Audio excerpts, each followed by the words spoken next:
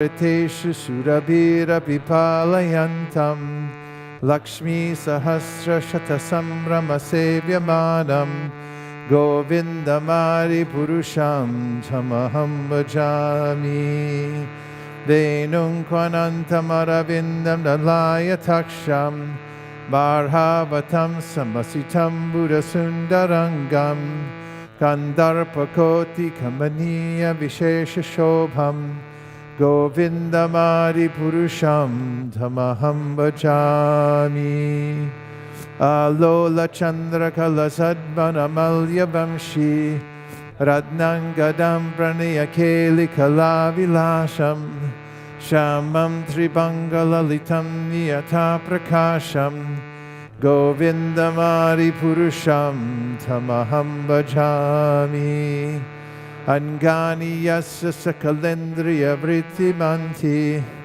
Pashanti panti kalayanti chiram jaganti Ananda chinmaya sadushvala vigrahasya Govindamari purusham tamaham bhajami Advaitama chuttamanadim anantarupam Adyam Purana Purusham Navayauvanam Sha Vedeshu Tulamamamatulamamatmapaktau Govindamari Purusham Tamaham Bhajami Pantastu Koti Shatavatsara Sambragamyo Vayoradhapi Manaso Munipungavanam Sopyastiya Praparasimya Vichintya Tatve Govindamari purusham tamaham bhajami Ekopya sauracharitum jagadanda koti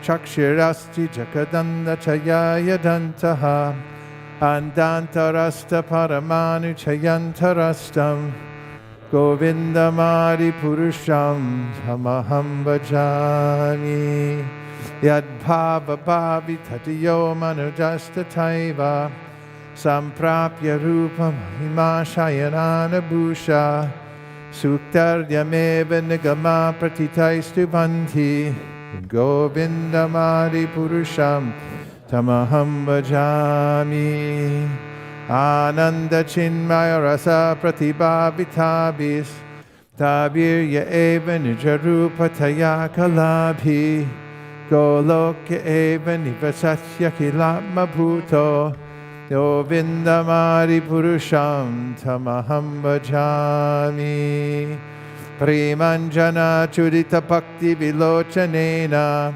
Santak sadaiva hridayeshu vilokayanti Yam shama sundaram achincha gunasarupam Govindamari purusham tamaham bhajami Ramadi mutishakalani amena chishtan Nanavatara makaro bhuvanesha kintu Krishna swayam samabhavat paramapumanyo Govindamari purusham tamaham bhajami Sya prabha prabhavato jagadanda koti Koti shasheshu vasudari viputti bhinnam Tad brahma nishkalamanantam ashesha bhutam Govindamari purusham tamaham bhajami Maya hi yasya jagadanna shatani sute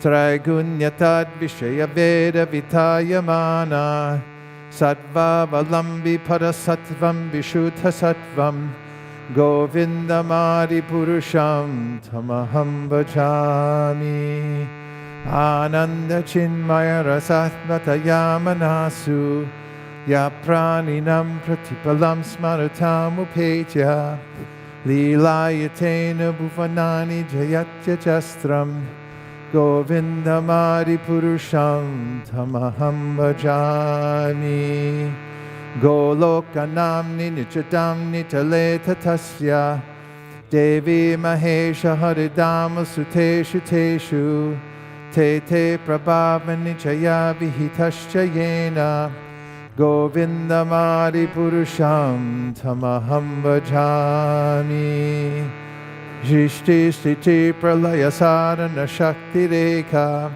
Shayeva Yasya Bhuvanani Viparati Durga Ishanu Rupam Api Yasha Chacheshta Tesa Govindamari Purusham Tamaham Bhajami Shiram Yatada Vikada Vishesha Yoga Sanjayate Nahitata Pratikasti Heto Yasham Bhutam Apata Samupaiti Karyad Govindamari Purusham Tamaham Bhajami Deeparcha Eva Hidashantaramabhyapetya Deepayate Vrivata Hetu Samana Dharma Yastadrageva Cha Vishnu Chaya Vibhati Govindamari Purusham Tamaham Bhajami Yakarnarnava Jale Bhajatisma Yoga Nidramananta Jakadanda Saroma Kupaha Adhara Shaktim Avalamya Param Samurtim Govindamari Purusham Tamaham Vajami Yashaika Nishasita Kalamatavalamya Jivanti Loma Vilaja Jagadandanatha Vishnur Mahansa Ihayasya Kalavishesho Govindamari Purusham Tamaham Bhajami Vasvanyatasma Sakaleshu Nujeshu Teja Swiyam Kiya Prakatayatta Vitadvadatra Brahmaya Esha Jakadanda Vitana Karta Govindamari Purusham Tamaham Bhajami Yat Pada Pallava Yugam Vinidaya Kumbha Dvanve Pranama Samaye Saganadi Rajaha Vignan Vidhantam Alamasya Jagatrayasya Govindamari Purusham Tamaham Bhajami Yat Agnir Mahi Ganganamam Murudishascha Kalastatatma Manasiti Jagatrayani Yasmad Bhavanti Vibhavanti Vishanti Yamcha Govindamari Purusham Tamaham Bhajami Yachchakshuresha Savita Sakalagrahanam Raja Samasta Suramuti Rashesha Tejaha Yasyagnaya Brahmati Sambrata Kala Chakro Govindamari Purusham Tamaham Bhajami Dharmo Tapapanichaya Shrutayastapamsi Brahmadikita Patagavadayascha Jivaha Yadhatra Matra Vibhava Prakata Prabhava Govindamari Purusham Tamaham Bhajami Yastvindra Gopamata Vindra Mahosa Karma Bandhanu Rupa Palabhajana Matanoti Karmani Nirdahati Kinticha Bhakti Bhajam Govindamari Purusham Tamaham Bhajami Yam Krodha Kama Sahaja Pranayari Piti Vatsalya Moha Guru Gaurava Sevya Bhavai Sanchintya Tasya Sadrishim Tanuma Purete Govindamari Purusham Tamaham Bhajami Govindamari Purusham Tamaham Bhajami Shriya Kanta Kanta Parama Purusha Kalpataravo Druma Bhumishchintamane Ganamaitoyam Amritam Katha Ganam Natyam Gamanam Apivamshi Priyasaki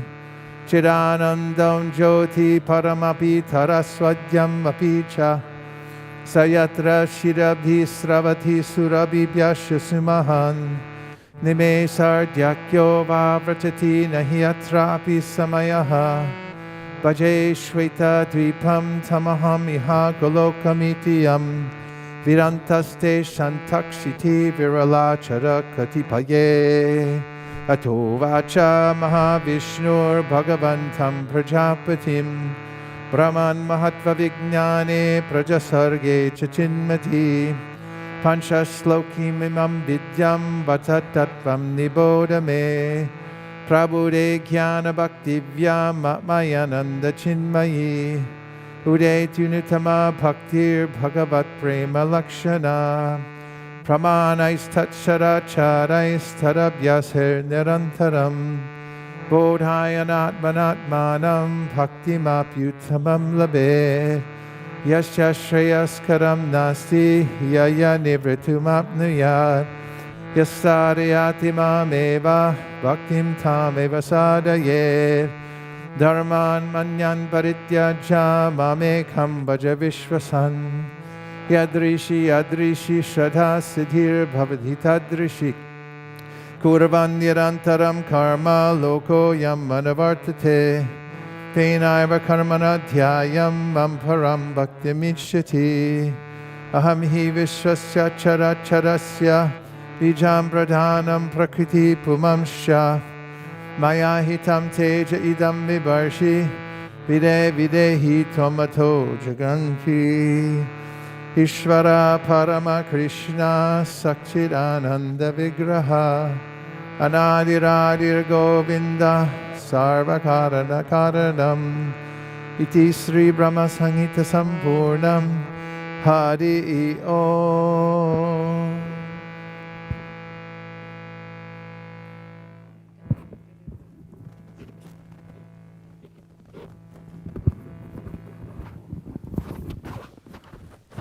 Namashresham Manamapi Shachiputramatra Sarupam Shirupam Dasyagrajam Urupurim Maturim Goshtavati. Again. Namashresham Shishiramanan Mohanji Ki Jai. Namashresham Manamapi Shachiputramatra Sarupam. Okay, from the top. Namashresham Manamapi Shachiputramatra Sarupam Shirupam Tasyagrajam Urupurim Maturim Goshtavatim Radha Kundam Girivaramaho Radhika Madhavasham Prapto Yasya Pratita Kripaya Shigurum Tamnatosmi He Guru Gyanada Dinabandho Swananda Data Puranaika Sindo Vrindavana Sinahita Prasida Radha He Dinabandho Puranaika Sindo Guru Prasadam Mahimanda Murhe Laksha Parade Bahupapagade Tatpada Padme Srimatishta Krishna. I bow down to the beautiful lotus feet of my spiritual master. By his causeless mercy I have attained the supreme holy name, the divine mantra, the service of the son of Shachi Mata, the association of Srila Sarup Damodar, Rupa Goswami and his older brother Sanatan Goswami, the supreme abode of Mathura, the blissful abode of Vrindavan, the divine Radhakunda and Govardhan Hill, and the desire within my heart for the loving service of Sri Radhika and Madhava in Vrindavan. O spiritual master, O giver of divine wisdom, O friend of the fallen, you are the giver of your own bliss, and are the only ocean of mercy. Although dwelling in Vrindavan, you have descended for the welfare of fallen souls like myself, and you are preaching the divine love of Radha for Krishna. Please be kind upon me. O friend of the lowly, O Gurudev, you are the only ocean of mercy. I'm a doleful and have committed hundreds of thousands of offenses. I've fallen into a dense myriad of sins. Therefore grace me with your mercy, so that my mind may be fixed on your lotus feet and on Shri Krishna. The lotus feet of our spiritual master are the only way by which we can attain pure devotional service. I bow to his lotus feet with great awe and reverence. By his grace, one can cross the ocean of material suffering and attain the mercy of Krishna. Our only wish is to have our consciousness purified by the words emanating from his lotus mouth. Attachment to his lotus feet is the perfection that fulfills all desires. He opens our darkened eyes and fills our hearts with transcendental knowledge. He is our Lord, birth after birth. From him ecstatic prema emanates. By him ignorance is destroyed. The Vedic scriptures sing this spiritual. Our spiritual master is the ocean of mercy, the friend of the poor, and the Lord and master of the devotees. O Master, be merciful unto us. Give the shade of your lotus feet. Your fame is spread all over. We take shelter of the lotus feet.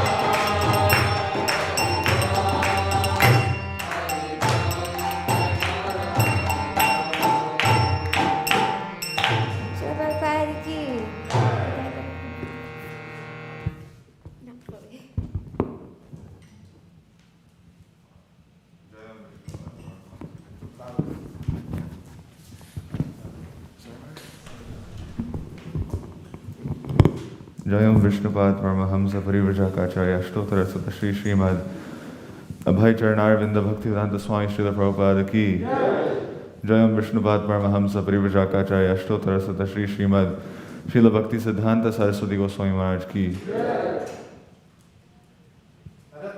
Ananta Koti Vaishnavrinda Ki Namacharya Shri Haridas Thakur Ki Prem Sakho Shri Krishna Chaitanya Prabhu Nityananda Shri Advaita Gadadhara Shri Vasadi Gaura Bhakta Vrinda Ki Shri Vrindavan Dham Ki Mathura Dham Ki Shri Mayapur Navadvip Dham Ki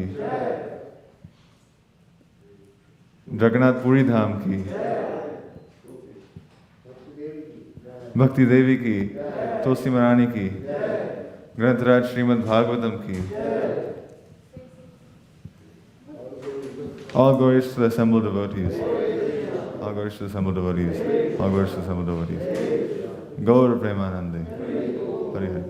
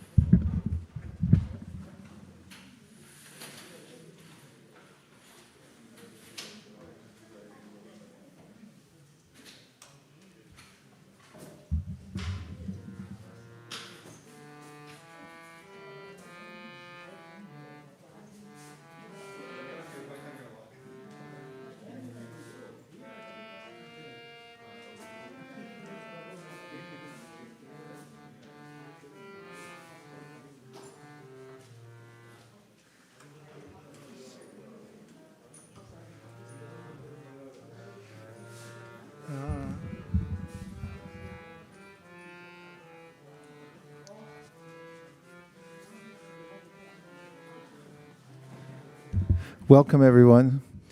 This is a celebration of our passage to the spiritual world. We're being taken along by the great acharyas, headed by His Divine Grace A.C. Bhaktivedanta Swami Prabhupada. Hare Krishna.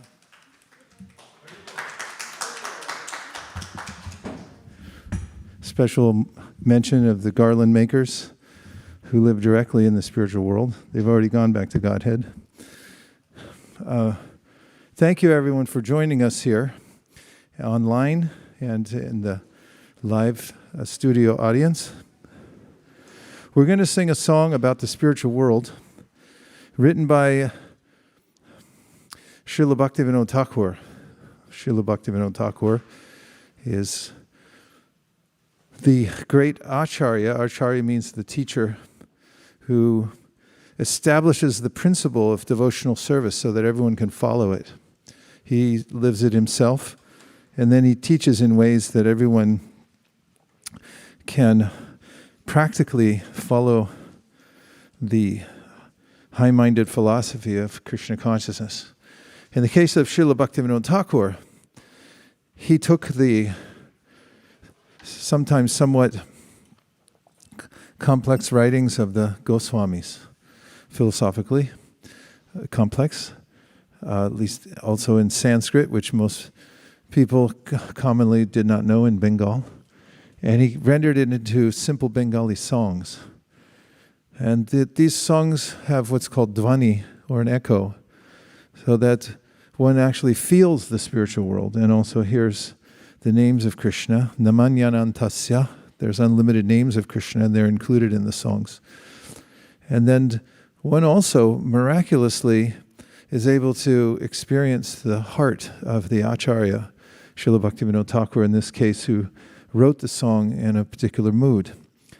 He's a resident of the spiritual world, who Kamala Manjari, who is a servant of Ananga Manjari, who resides in Swananda Sukara Kunja, which is actually an island in the Radhakund.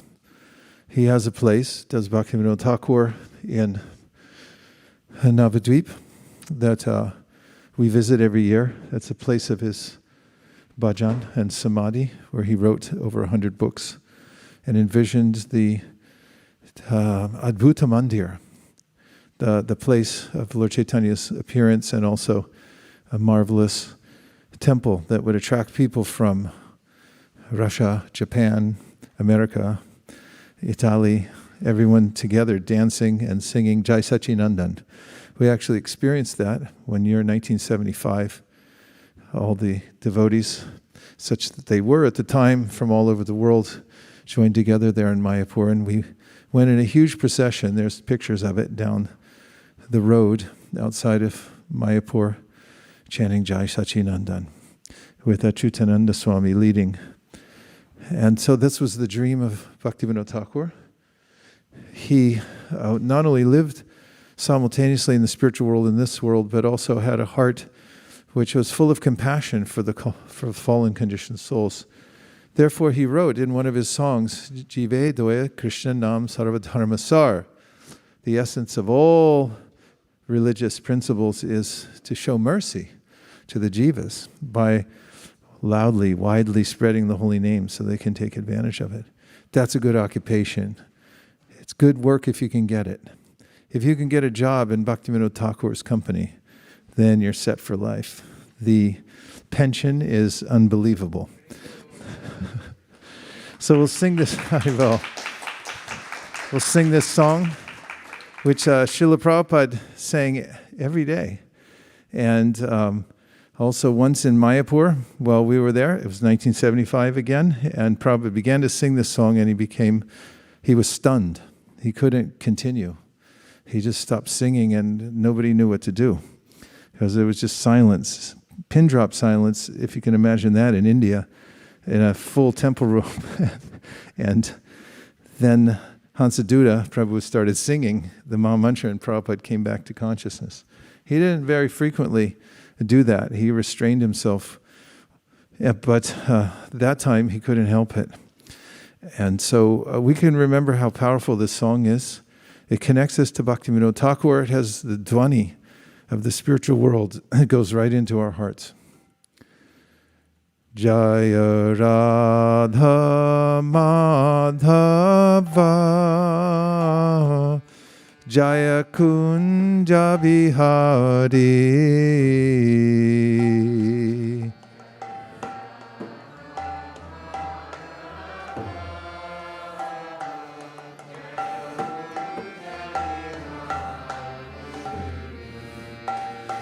Jaya Radha Madhava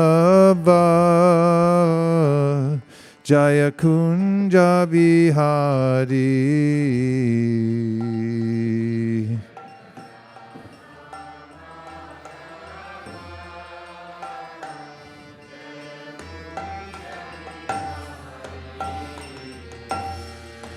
Jaya Gopi Janna Balabha Jaya Giri Varadhari.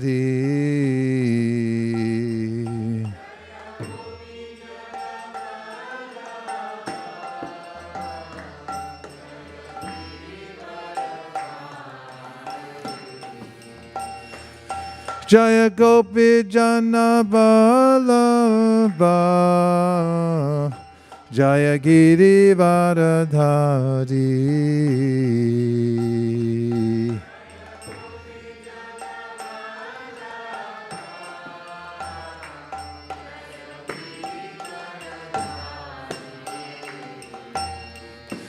Jaya Jashoda Nandana Jaya Vraja Jannaranjana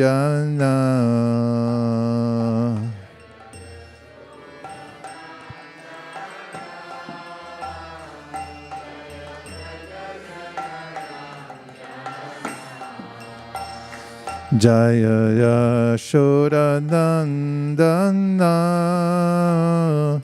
Jaya Vraja Jannaranjana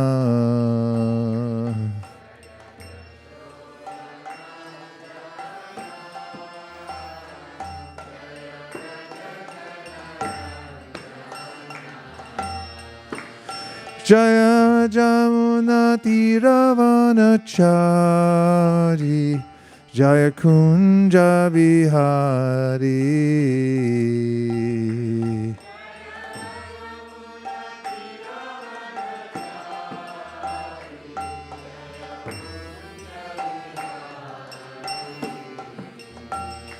Jaya Jamuna Tiravanachari Jaya Girivardhari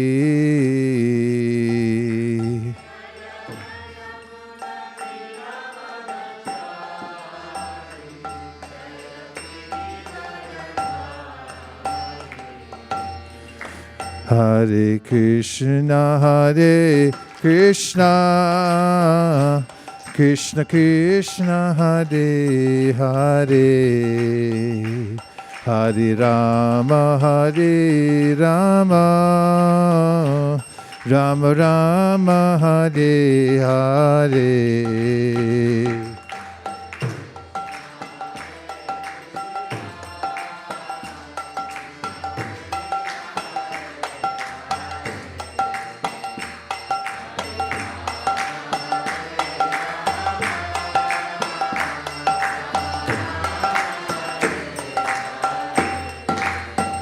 Hare Krishna Krishna Krishna Hare Hare Hare Rama Rama Rama Hare Hare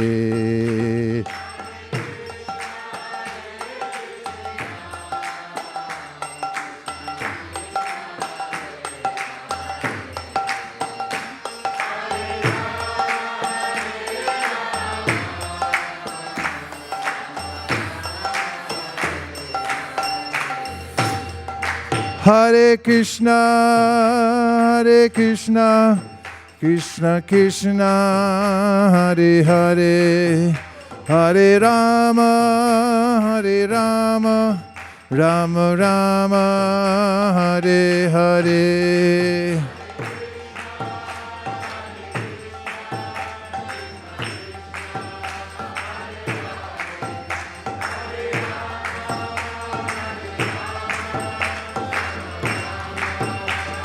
Nitai go Haribo Haribo Haribo Nitai go Haribo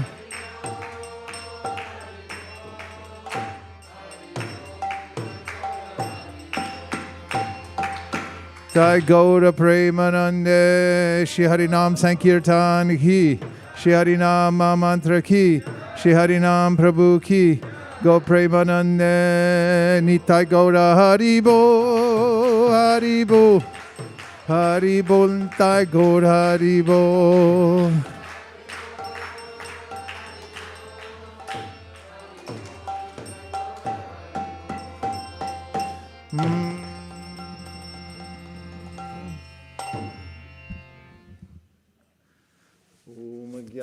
Timirandasya Gyananjana Shalakaya Chakshurun Viditam Nena Tasmai Shri Gurave Namaha Matsamo Nasti Papa Ma naparadi chakashana, parihare pilajjame, kimbruve purushottama, yavatinam yata yuni, yunam cha yuvatau yata, mano birmate tadvan, maname ramatam tvayi, Bhumaus kalita paranam, bhumireva valambanam, tvayi jata paranam, tvameva sharanam prabho. Govinda balabe radhe prate hamsada, tvariyam iti janatu, govindo mam tvaya saha. Radhe vrindavanadi she karuna vrittavahani, kripaya nijaparabja, dasyamayam pradiyatam. Hantaya madra balahari savaryo yadrama Krishna charanas parasha pramodaha, manam tanoti sahago ghanayostayo yad, paniya suyavasakanna kanna mulai. Jaya Shri Krishna Chaitanya Prabhu Nityananda Sri Advaita Gadadhara Shivasari Gaur Bhaktivinoda. Hare Krishna, Krishna Krishna, Hare Hare, Hare Rama, Rama Rama, Hare Hare, Gaur Premanande, Hari Hari Bo. Today we'll read, Krishna willing, a verse from the 10th canto, second chapter, and this is the prayers by the demigods, beginning with the verse, Tvayambu Jaksha Kila Satvadamni. Tvayambu Jaksha Kila Satvadamni Samadhi Navesha Cheta Saike. Tvatpada Potena Mahatkritena Kurvanti Govata Padam Bhavabdim. Om Namo Bhagavate Vasudevaya. Om Namo Bhagavate Vasudevaya. Om Namo Bhagavate Vasudevaya. Narayanam Namaskritya Naram Chaiva Narottamam Devim Sarasatim Vyasam Tato Jayam Udiraye. Tvayambu Jaksha, what's the number? 10 to 30. Thank you. 10 to 30.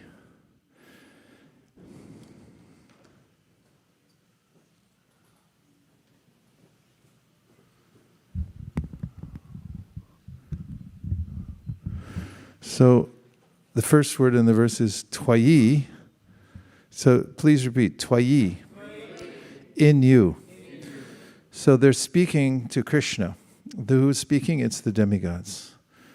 The demigods know that Krishna is taking birth within the womb, and therefore they approach. Now, of course, we know that when Brahma prayed to Krishna, in this universe, there's an auxiliary place where Brahma resides. In any case, the demigods had gone to Brahma and they asked him to give a message to the Supreme because they were in distress. The world was overburdened, so they went and they prayed the shore of the Milk Ocean, and they chanted the Purusha Sukta mantras. And then Brahma got a transmission from within his heart for a message to be passed on to the devas who were gathered there, which is that Krishna, he said, will appear soon in the world, and he wanted the devas to also appear tat priyartam, to assist him. So now when Krishna is within the womb of Devaki, the demigods come and they offer prayers. These are very famous prayers. And so this is them saying Tvayi, in you, to Krishna. And then Ambuja Aksha means, O lotus-eyed Lord. So they're talking to a person. It's not anything impersonal force. I prayed to the universe for a car, and look, I got a red car. Krishna talks about this in the 9th chapter of the Bhagavad Gita, where he says there are different kinds of people who worship me. Some people worship themselves, however you do that, as the supreme. Other people, they worship the universe as supreme. And there's a bit of a misunderstanding until they come in contact with pure devotees about who Krishna actually is. And you can see that when we talk to people about spiritual life, when they're very sincere even, they have many misconceptions or partial conceptions of the Supreme. So the Bhagavatam is talking about Ambuja Aksha, who is the lotus-eyed Lord. This is consequential because, after all, or lo and behold, we're actually dealing with a person behind everything. He's the source of creation. And the next word says, Akila Sattvadhamni, which indicates this. Please say, Akila Sattvadhamni. Who are the original cause of all existence? From whom everything emanates, and in whom all potencies reside. So, samadhina, by constant meditation and complete absorption in thoughts of you, the Supreme Personality of Godhead.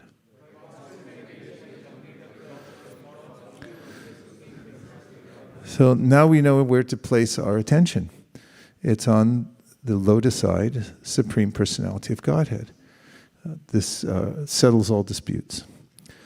People in this world, left to their own devices, which most people are, because they're born into darkness, and then they are mostly tutored by YouTube or other social media, and the various instructions they get from teachers who aren't trained don't bring them to this focal point, that there's one object upon whom, if one places one's glance and gives one's attention, one will be fully satisfied. You won't need to see anything else because he's the source of everything. And then after that, you can see that everything else as an emanation from Krishna. Therefore, in the Bhagavad Gita, Krishna also says, Aham sarvasya prabhava matak sarvam pravartate. Iti matva bhajante mam buddha bhava samanvita. When somebody knows this, that I'm the source of everything, then they give their full heart to me. They're always thinking of Krishna. A godbrother of mine called me the other day with a revelation. He said he was just coming out of a store, a regular store. You know what it was? Just some grocery store. And then he was walking to his car, and there was a petal of a carnation, pink, and it was lying on the ground. Who knows why? But it was there, and it was all partially crushed. But he said that it caught his attention because he has a samskar, or an impression in his mind from being in temples for so many years, of carnation, petal, pink, on the ground. And then he saw that, and it came into his mind. He thought of the deities, because he thought of it, the Lord wearing a garland, and the petal had fallen down. It was an ordinary petal from some other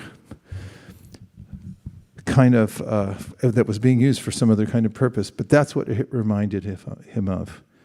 And therefore he thought of Krishna, and he thought, this is a breakthrough. I thought of Krishna. So he called me and said, I had a thought, that reminded me of Krishna. And this is, by extension, the way those samadhina, veshita chetasike, when they develop a modicum of, they means the devotees who are practicing devotional service, modicum of affection for Krishna. They start thinking, there's no place I'd rather be except with Shri Shri Radha Madan Mohan. I'm attracted. And I like the service, and I like the devotees, and I like everything, and I don't like everything else that much, less and less. And so then there's a stage in which one begins to see everything in relationship to Krishna. And just like with the petal, there's a twinge within the heart. Is that a word? Yeah.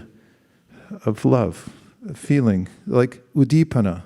Udipana means a stimulus that makes us feel, oh Krishna, oh Krishna. Just say it. Yeah, just, oh Krishna. And then we feel, yeah, I'm Krishna's servant, and we're happy. So here the demigods are saying, samadhina, by constant meditation like this. And one can only constantly meditate if one has this little sense of love within one's heart. Start to wake up, like, oh, I like that. I like Krishna. I want to be back there with Krishna. So then he says, aveshita, fully absorbed, fully engaged. So we find this word aveshita elsewhere. For instance, in Bhagavatam 11th canto, it says, bhayam dviti abhinibeshata syad, which means when one is absorbed in the body, thinking, I'm this body. Have you ever had that happen? Yeah? The thing, oh my body, what about my body? How come my hair won't cooperate today? Great solution to shave it all off. Then there's all kinds of anxieties. The bhayam arises, fear arises, and when's my body going to fall apart? Or when am I going to, when's this body going to die? I think I'm my body, everything else in relation to my body. So abhinibeshata syad, bhayam arises, fear arises, and I'm absorbed in that all the time. That's material life. Spiritual life means I'm absorbed in Krishna, who's the source of all creation. I'm seeing one thing. In fact, we find when Brahma was with the 4 Kumaras, they asked him a question. They said, so can you tell us about the nature of the world? And Brahma was just about to answer, but he had just been engaged in acts of creation, which is what guna? Rajaguna, therefore he couldn't answer, because his mind was a little clouded with Rajagun. As an indication that we should be careful how we interact with the world, because Sattvam Vishuddham Vasudeva Shabditam Yadiyate Tatra Bhuvan Upavrita. One must be apavrita, one must uncover oneself, or be uncovered by the mercy of Krishna through transcendental sound vibration.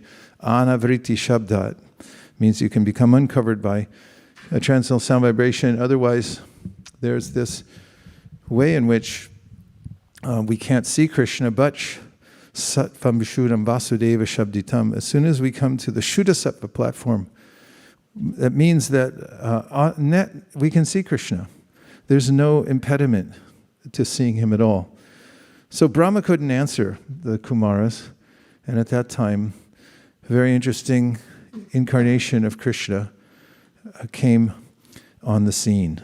There was a great light, and then there was the appearance of Hamsa avatar, the form of a swan. And the 4 Kumaras, who at that time were Brahmavadis, their conception was everything's one. We're all one together. They didn't notice the difference as much, and they were trending towards this oneness. They asked the Lord, who are you? And he answered in a humorous way, because Krishna's funny. He plays games, Kautukarnava, source of all entertainment and sports. And then he said that if I'm one with you, why would you even ask? What's the point? Then he said, and if you think that I'm part of this material world, then you should have asked, how are you 5? Because there's 5 elements, and there's 5 different entities. So he was joking around with them like that. And then he explained to them, finally, that actually we are absorbed in this world because, and the Kumaras said that it's a conundrum to us because it seems as though the senses are absorbed in their objects, and the objects of the senses in this world in the form of desire are embedded in the mind. And how will we ever disconnect the two? It seems impossible. From the time baby comes out of the womb, it's looking around and inextricably connected to the material nature. Can you look that word up? Inextricable? I'm not sure if that's properly used. And so then Hamsa said that one must note for oneself that one is not the body or the mind. And he said, it's not that we have to withdraw the mind from the material world, because the mind's part of the material world. It's that we have to withdraw ourselves from the mind. And he described a state called shakshitvena, which means that one has to become a witness.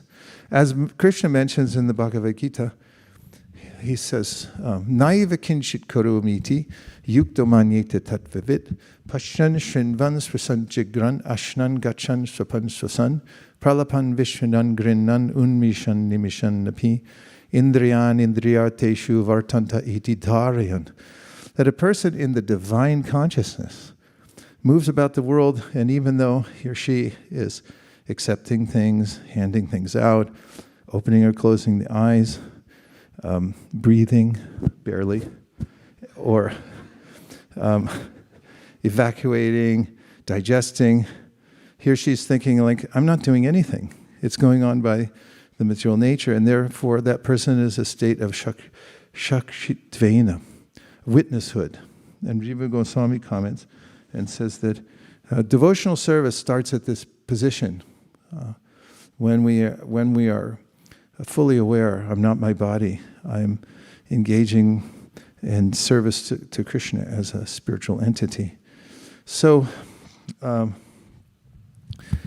the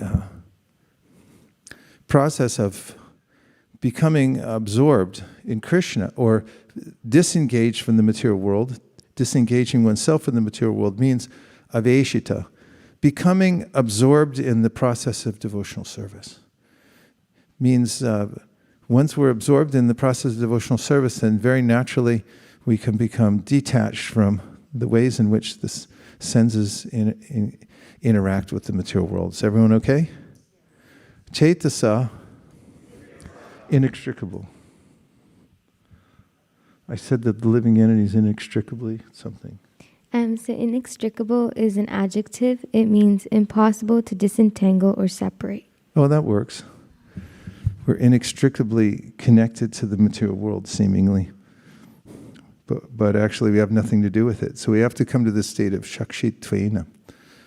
And so now, Vaishita, fully absorbed, fully engaged, and Chaitasa, please say. By such a mentality, AK, the one process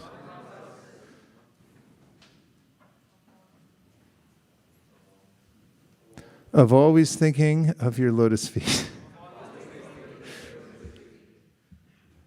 Twatpada potena, by boarding such a boat as your lotus feet.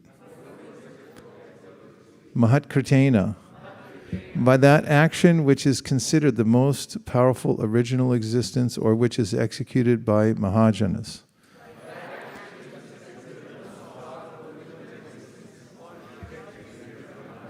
Kurvanti, they make Govatsapadam, like the hoofprint of a calf.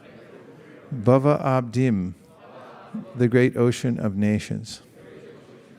And the translation is, O lotus-eyed Lord, by concentrating one's meditation on your lotus feet, which are the reservoir of all existence, and by accepting those lotus feet as the boat by which to cross the ocean of nations, one follows in the footsteps of Mahajanas, great saints and sages and devotees.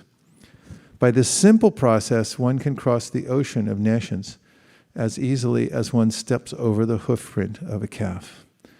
Purport. This is Srila Prabhupada's purport.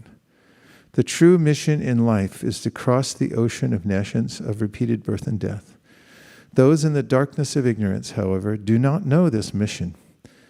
Instead, being carried away by the waves of material nature, prakrite kriyamanani gunai karamani sarvashaha, they are undergoing the tribulations of mrityu samsara vartmani, repeated birth and death.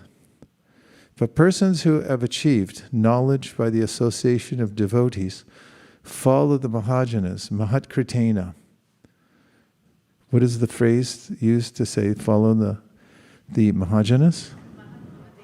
Mahatkirtena. Such a person always concentrates his mind upon the lotus feet of the Lord and executes one or more of the 9 varieties of devotional service, Shravanam, Kirtanam, Vishnu, Smaranam, Padasevanam. Who said that? Prahlad Maharaj, who did he tell it to? Told his father? That's what I learned in school. Did he appreciate it? On a scale of 1 to 10, 10 being he loved it, and 1 being it was the worst thing he ever heard. Where was it? Negative something? It was in the negative numbers. He was very agitated by that.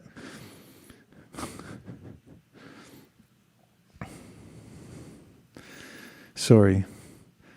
Okay, such a person always concentrates his mind upon the lotus feet of the Lord. Lotus, not lotus. Such a person always concentrates his mind upon the lotus feet of the Lord and executes one or more of the 9 varieties of devotional service, Shravanam, Kirtanam, Vishnu, Smaranam, Padasevanam. Simply by this process, one can cross the insurmountable ocean of nescience. That could just roll off your tongue and you might think it's insignificant, but actually that's a big deal, isn't it? If you were lost somewhere and you didn't know how to get home, and then someone says, simply by this process you can get there, and then look how relieved you'd feel. Have you ever been lost?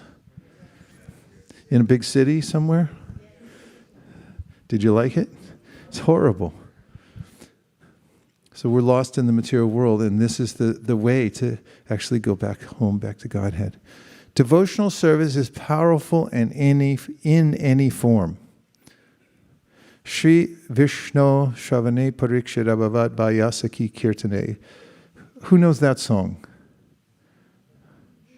Go ahead, Srivatsa.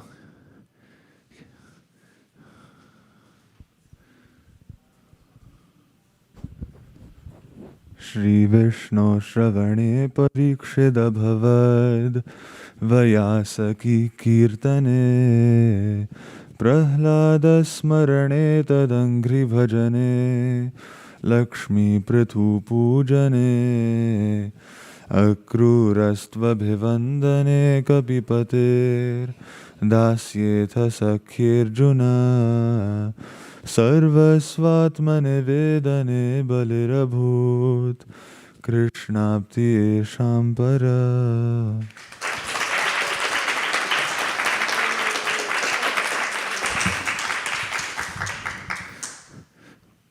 According to this verse, Maharaj Parikshit became liberated by fully concentrating his mind on hearing the Lord's holy name, attributes, and pastimes.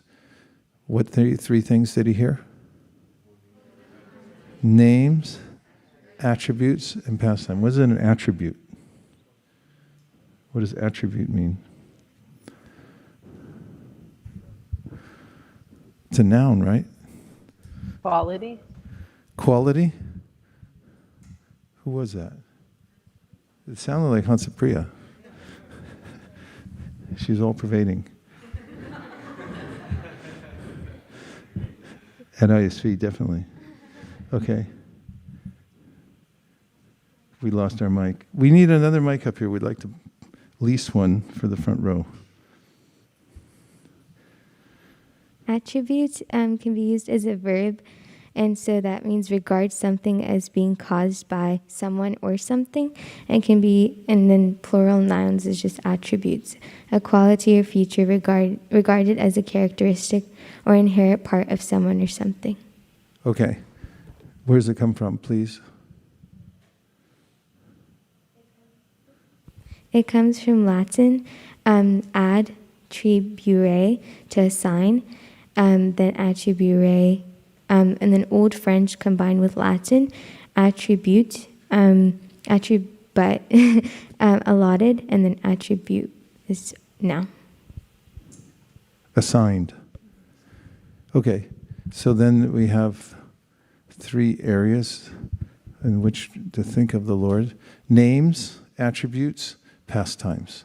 Similarly, Shukadeva Goswami simply glorified the Lord, and by speaking on the subject matters of Krishna that constitute the entire Srimad Bhagavatam, he too was liberated. One may also be liberated simply by sakya, friendly behavior with the Lord.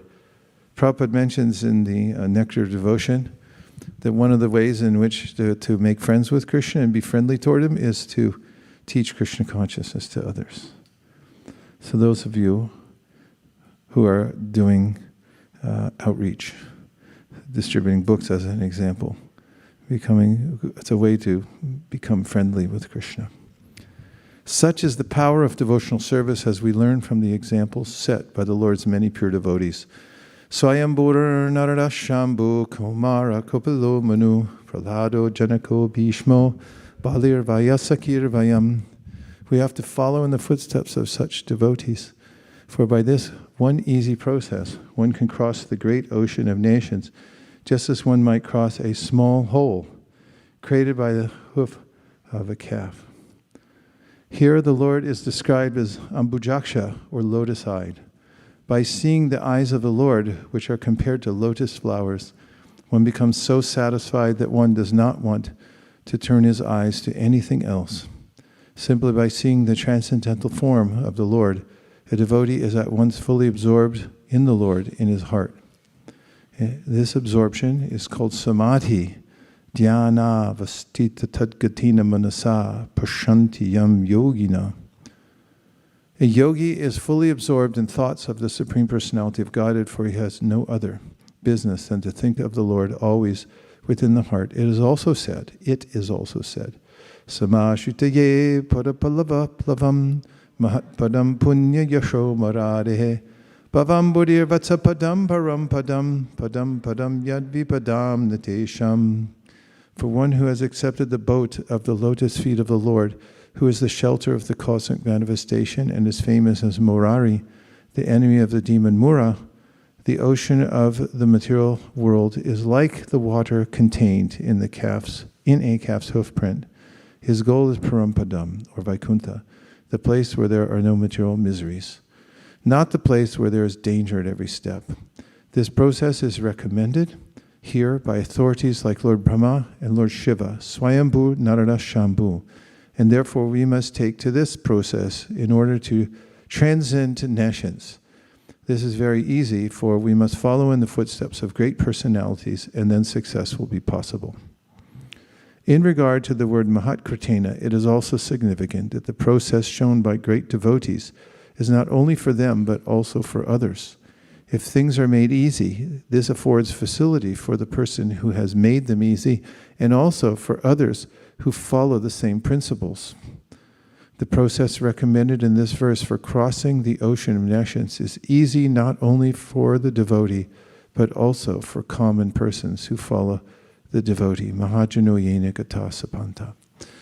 Bhaktivinoda Thakur is someone we can relate to.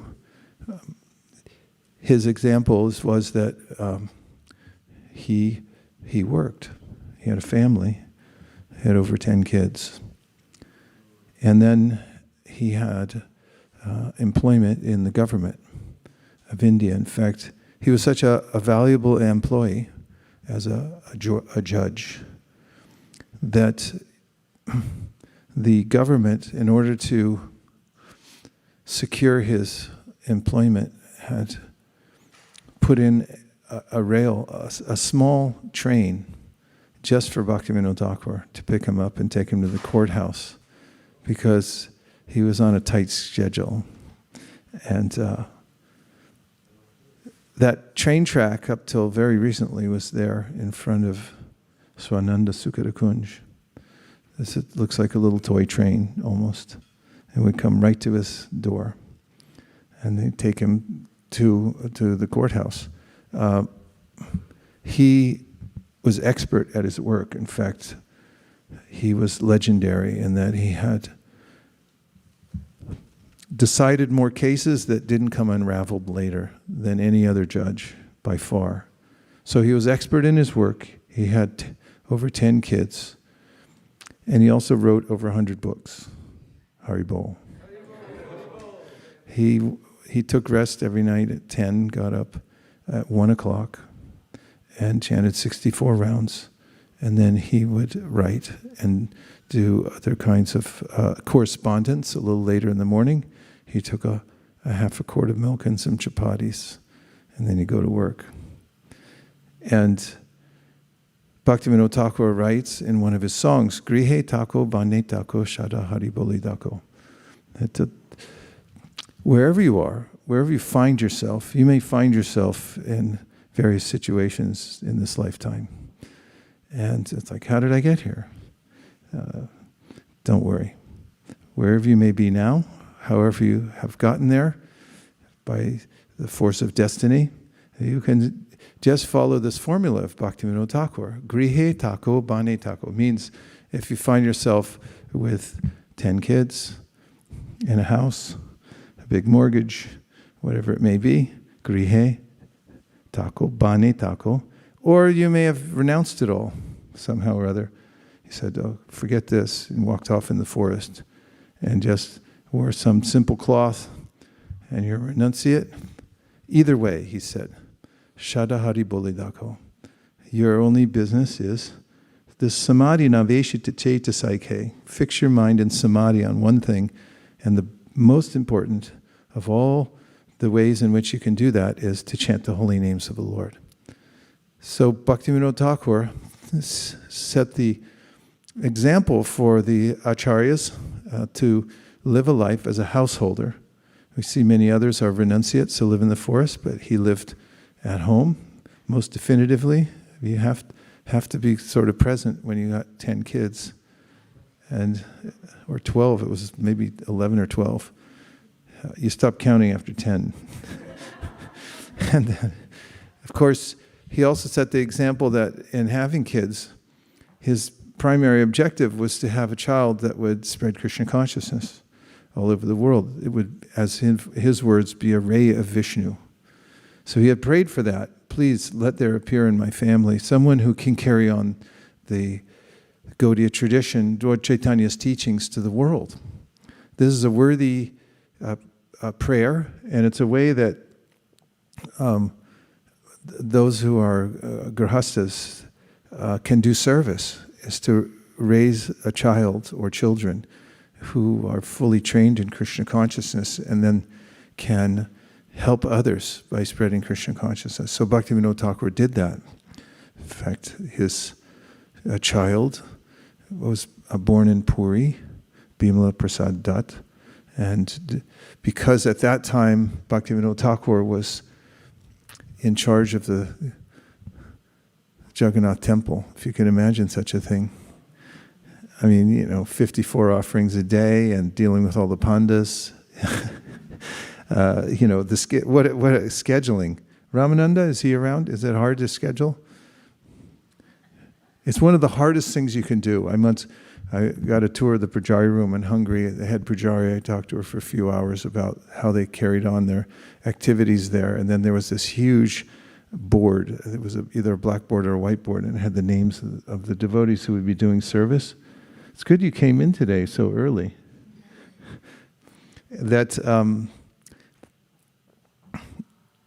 She said this is the hardest part of the whole thing, is scheduling devotees, because at the last minute, people's like, oh, my child just jumped in a well, or whatever it is, and then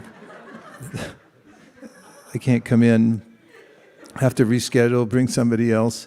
And so it's a constant anxiety. Bhaktivinoda Thakur took that on his head, along with his employment, his 10 kids, his bhajan, everything. So sometimes we wonder, where do I get capacity to do? I don't have time. But Bhaktivinoda Thakur disproved that. He showed us, because obviously there were going to be more grihastas than sannyasis in the world. It's a rare kind of exotic bird that takes sannyas, and there's some scars there. But he showed that, don't worry. He proved that grihe tako bani tako shada hari bodha. If you're going to medical school, if you're doing your PhD somewhere, in Atlanta, for instance, or you're, whatever it is, you can have your bhajan too. You can have, have your bhajan. You have to integrate everything together because Bhaktivinoda Thakur showed how to do it. Doesn't mean we have to go to bed at 10 and wake up at 1. Because there's an admonition Prabhupada gives in the Srimad Bhagavatam in regard to Dhruva Maharaj. And Dhruva, he was a very determined little boy. At 5 years old, he went to the forest. And on the way there, Narada Muni intercepted him. Because that's how the transcendental system works. If you're really determined in your heart that I have to see Krishna, then Krishna sends you a guru. And if you want the kind of guru that Dhruva got, then you have to have the same kind of desire he had. So Dhruva met Narada Muni, who said, don't go. It's not a good idea. You're too young. And he says, go home, learn how to communicate better. You take a class on communication. Nonviolent communication. You can get over this. And Dhruva said, thanks, but I got to go. Appreciate that you're a sadhu, but I'm going to the forest. I'm going to find God. And then Narada said, okay, I was just testing you. I'll tell you how to do it. And so he gave the instruction, and Dhruva went there and performed severe austerity in the forest, and then was able to see Krishna very, very soon. And this is something that Prabhupada mentions, that the kind of austerities that Dhruva performed and the intensity in which he did his devotional service was something that we should try to emulate but not imitate. We can follow in the footsteps. So with Bhaktivinoda Thakur, we have to pick up the spirit of how he continued his bhajan during the times when he was engaged in all kinds of so-called worldly affairs. They're not worldly affairs if one's using them as the basis for one's bhajan. Kamasya nendriya prityir labo jiveta yavata jivasya tattva jignasya narto yasheha karma bihi. There's a way in which if you're engaging in sense gratification for the purpose of staying alive, so you can do your bhajan, then that's okay. That's what's recommended. You have a body, you have to take care of it. But if you do it the other way around, or make the priority the worldly thing and maybe the devotional services some other category, then that's what the sages say, don't do that, because it won't serve you well. You won't get anything out of that ultimately. You'll end up with an empty bag at the end of the whole process. So Bhaktivinoda Thakur showed us that, yes, you can engage fully in your occupation and raising a family and so forth, but you integrate your bhajan. And he also showed how, just as when the rasa dance took place, the time expanded. They were there for a night of Brahma, which is a long time.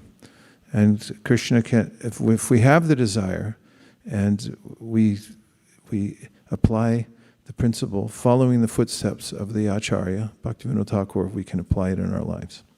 Another example that Bhaktivinoda Thakur set was to organize for helping others.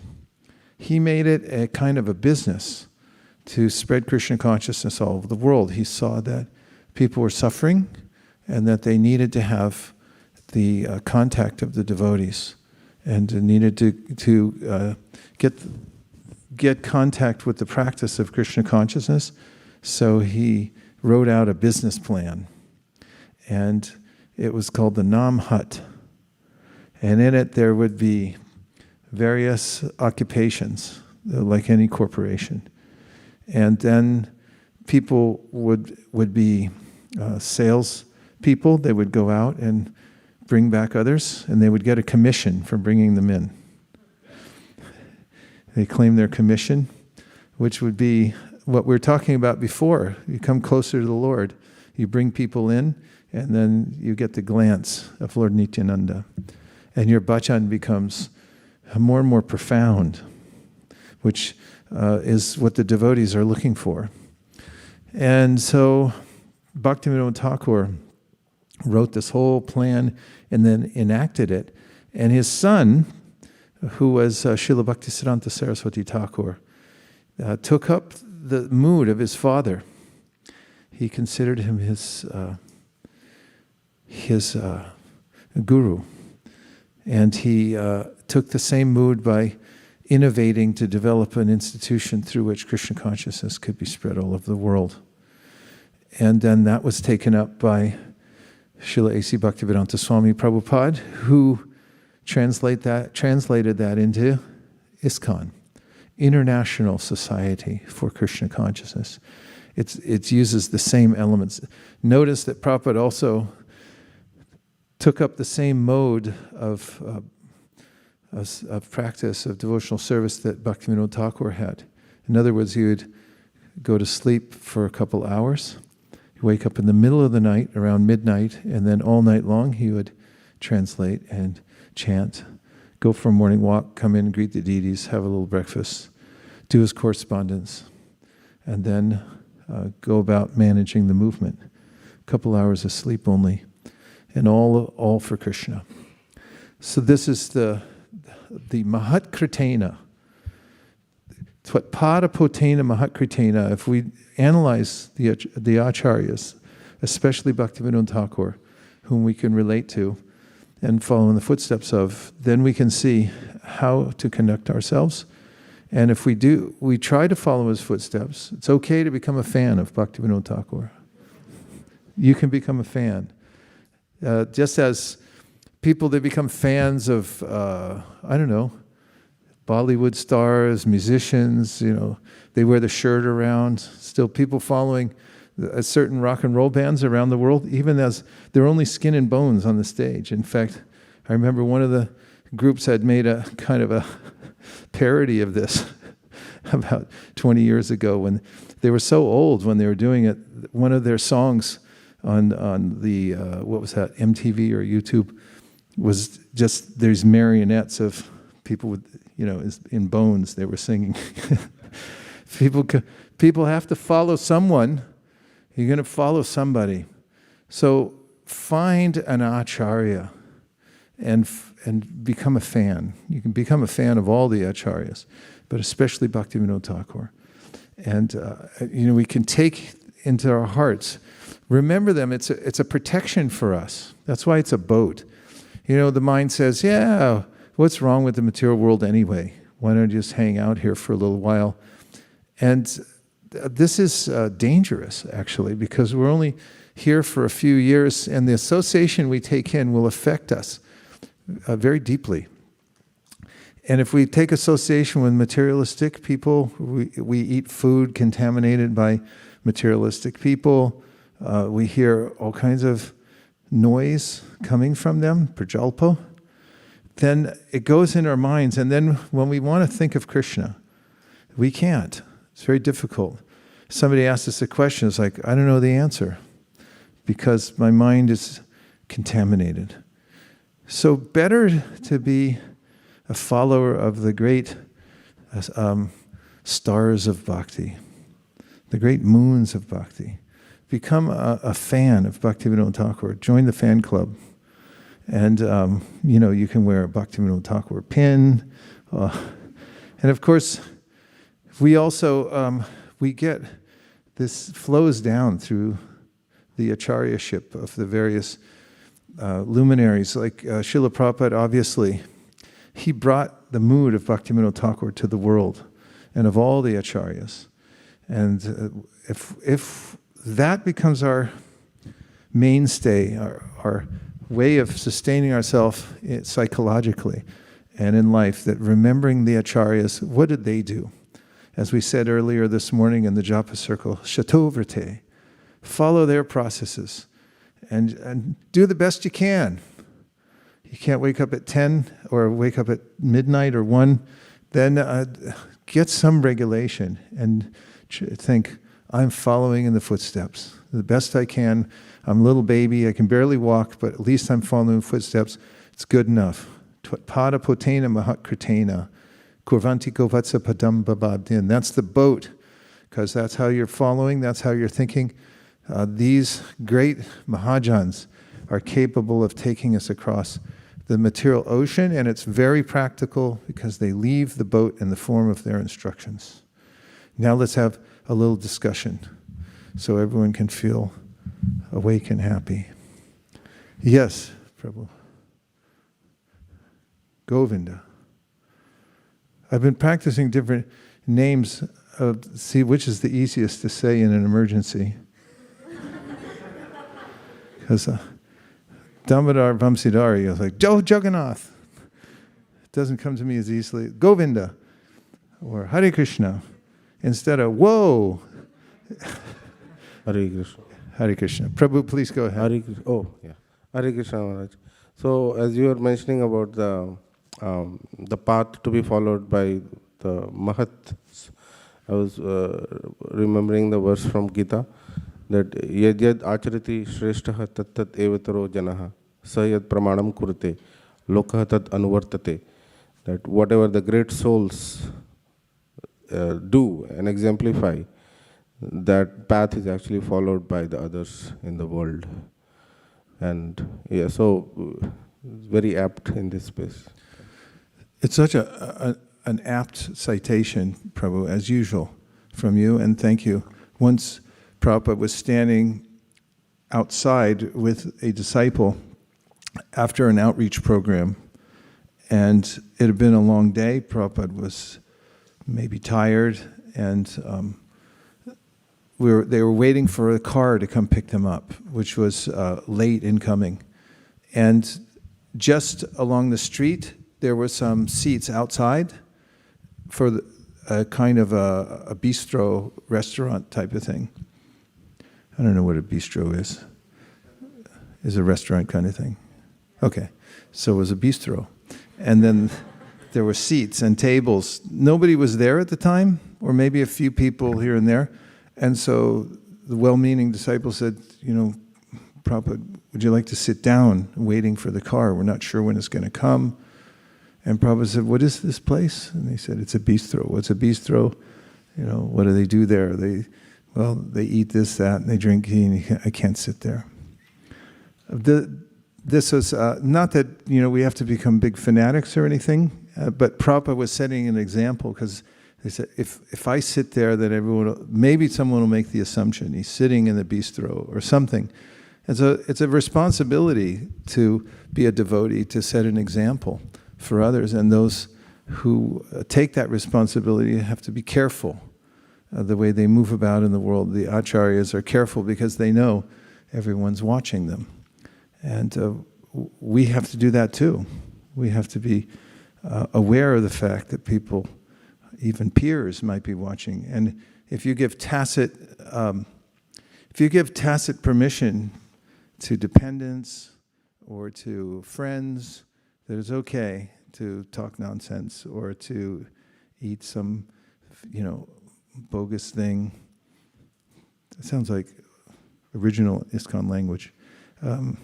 Then I know how to speak it very well. I restrain myself. There's a way in which we broadcast that subtly. That's what tacit means. Subtly, people pick up on that idea. It's like, oh yeah, it's okay. You're doing it, I'll do a little bit. And then you do a little more, I do a little more. Next thing you know, you're in a downward spiral. So each one of us has to become aware of yad yat acharati shreshtas. That whatever a great person does, and anybody who's a Vaishnav or aspiring Vaishnav is a great person. And everyone's looking, it's like, so what are you going to do? So how are you going to handle this one? Are you going to get mad and yell at somebody because they took your seat? Or are you going to be titikshava karunika surida sarvadehinam ajatra shatrava santa saravo sarabhushana? The sadhu is titikshava. First and foremost, is not disturbed. You're just passing through this world, and I'm not upset about it. And I don't get angry. And Prabhupada writes in one of his word-for-word commentaries about how a Mahatma, Mahatsevam dwara mahur vamuktes tamo dwaram yoshitam sangi sangam mahantaste samachita prashanta vimanyava surida sadhavo yes, describing what a Mahatma is. And Vimanyama, he says, in the word for word, he said a sadhu doesn't become angry at people when they, you can look it up. Could you grab 5th canto, please? And Mahatma, fifth canto, fifth chapter. Rishabhadev, you have it right there? Second verse, 552, please. You know, Bhaktivinoda Thakur at his house, he invented bookcases that spin. Have you ever seen those? That nowadays they spin? He invented that. And the reason was he wanted to have the books always available when he was writing. He wrote 100 books, keep in mind. No typewriter, no word processor. Thank you. And no, pardon? Yeah. So then and he wanted to be able to get any book he needed for reference at any time. So it's right next to his desk. That's why we have this here. Because it's important to always be near the books, and whatever point we're making, we follow in the footsteps of Bhaktivinoda Thakur, and we try to substantiate it. So let's look down a little further. This is a verse about the great souls, like Bhaktivinoda Thakur.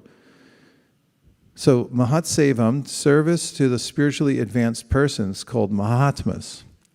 This is the dwaram, or the way, the gate. Ahu, they say, Vumukte, of liberation, Tama dwaram, the way of the dungeon, of the dark hellish condition of life, Yoshitam, of women, Sangi, associates, Sangam, association, Mahanta, highly advanced in spiritual understanding, Te, they, Samachita, persons who see everyone in a spiritual identity. By the way, in this verse, talking about association of women, it means the psychology of trying to enjoy the material world, whether it's a man or a woman, vice versa.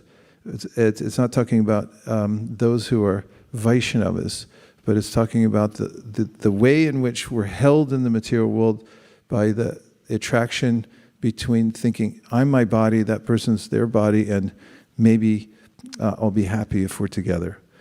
Okay, te, they, samachita, persons who see everything in spiritual identity.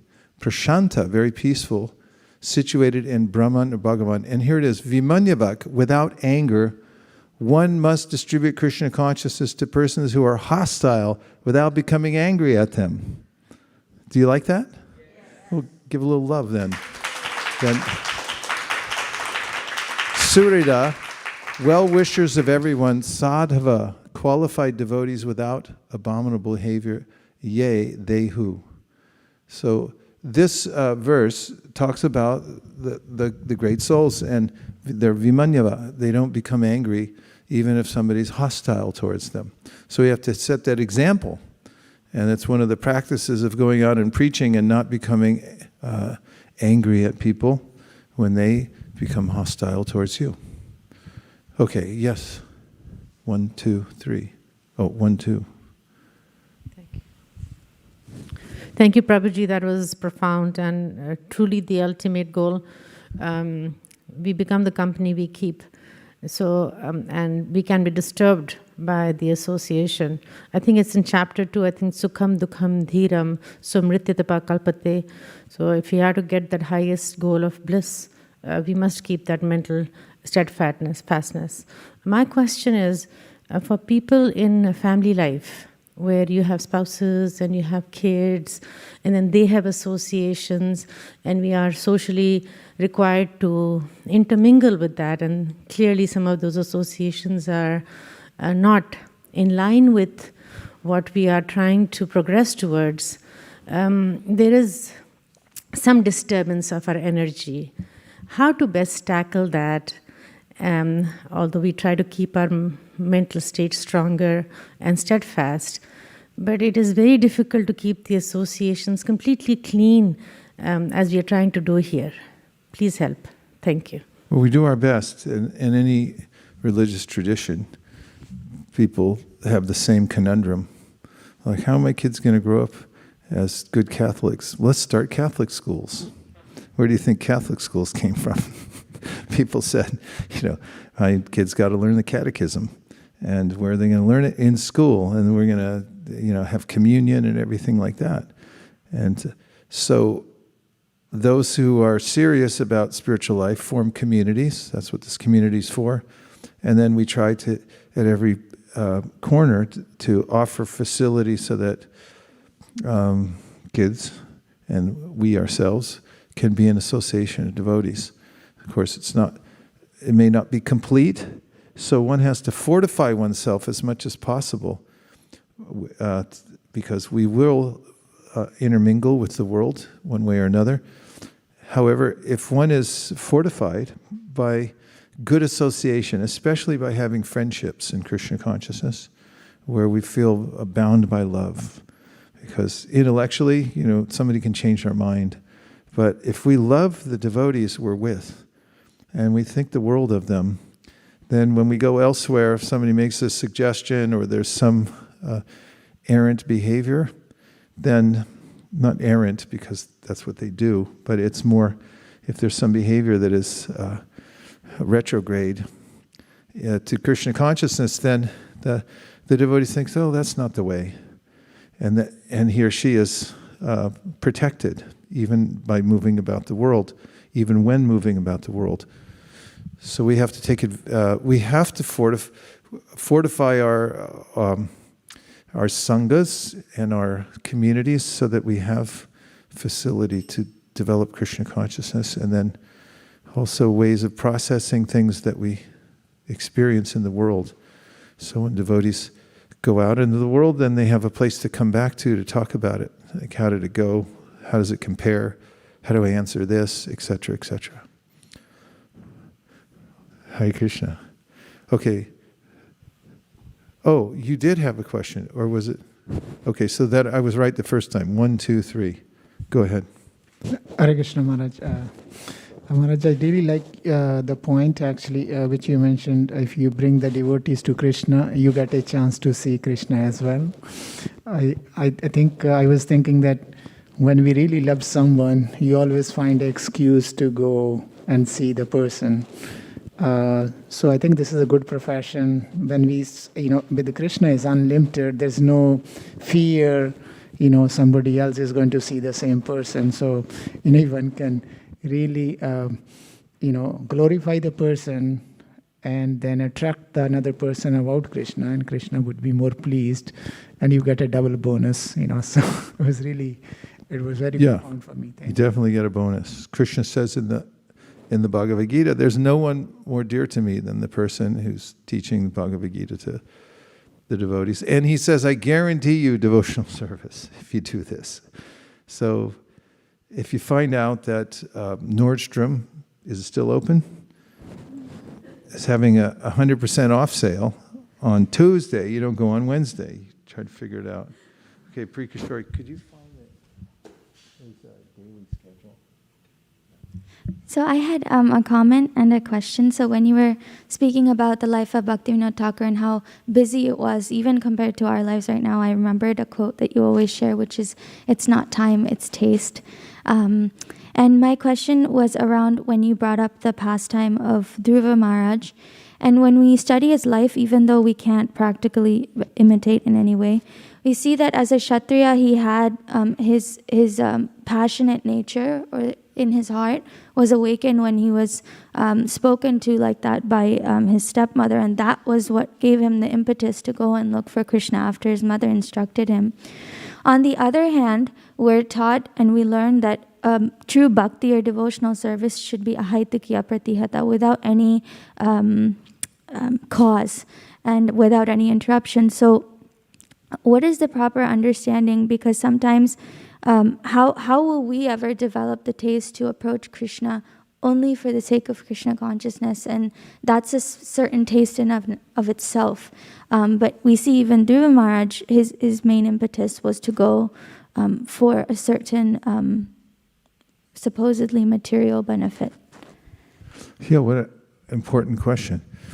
And the answer comes, Chaitanya Mahaprabhu points out in his teachings to Sanatana Goswami, that the root cause of our impetus for pure devotional service is association with pure devotees, with sadhu sangha. So just as when one gets materialistic association, and then there's a residual effect. So we're careful. The admonition is don't be careless. and how you associate. Be careful to associate with devotees as much as possible. However, when we get the association of very advanced devotees, there's a transformation that takes place in our heart that is described by Prithu Maharaj, that when a pure devotee speaks, because his or her motive is completely pure, that sound vibration touches Krishna's lotus feet, and there are saffron particles on the lotus feet of Krishna that mix with the sound vibration of the voice of that person.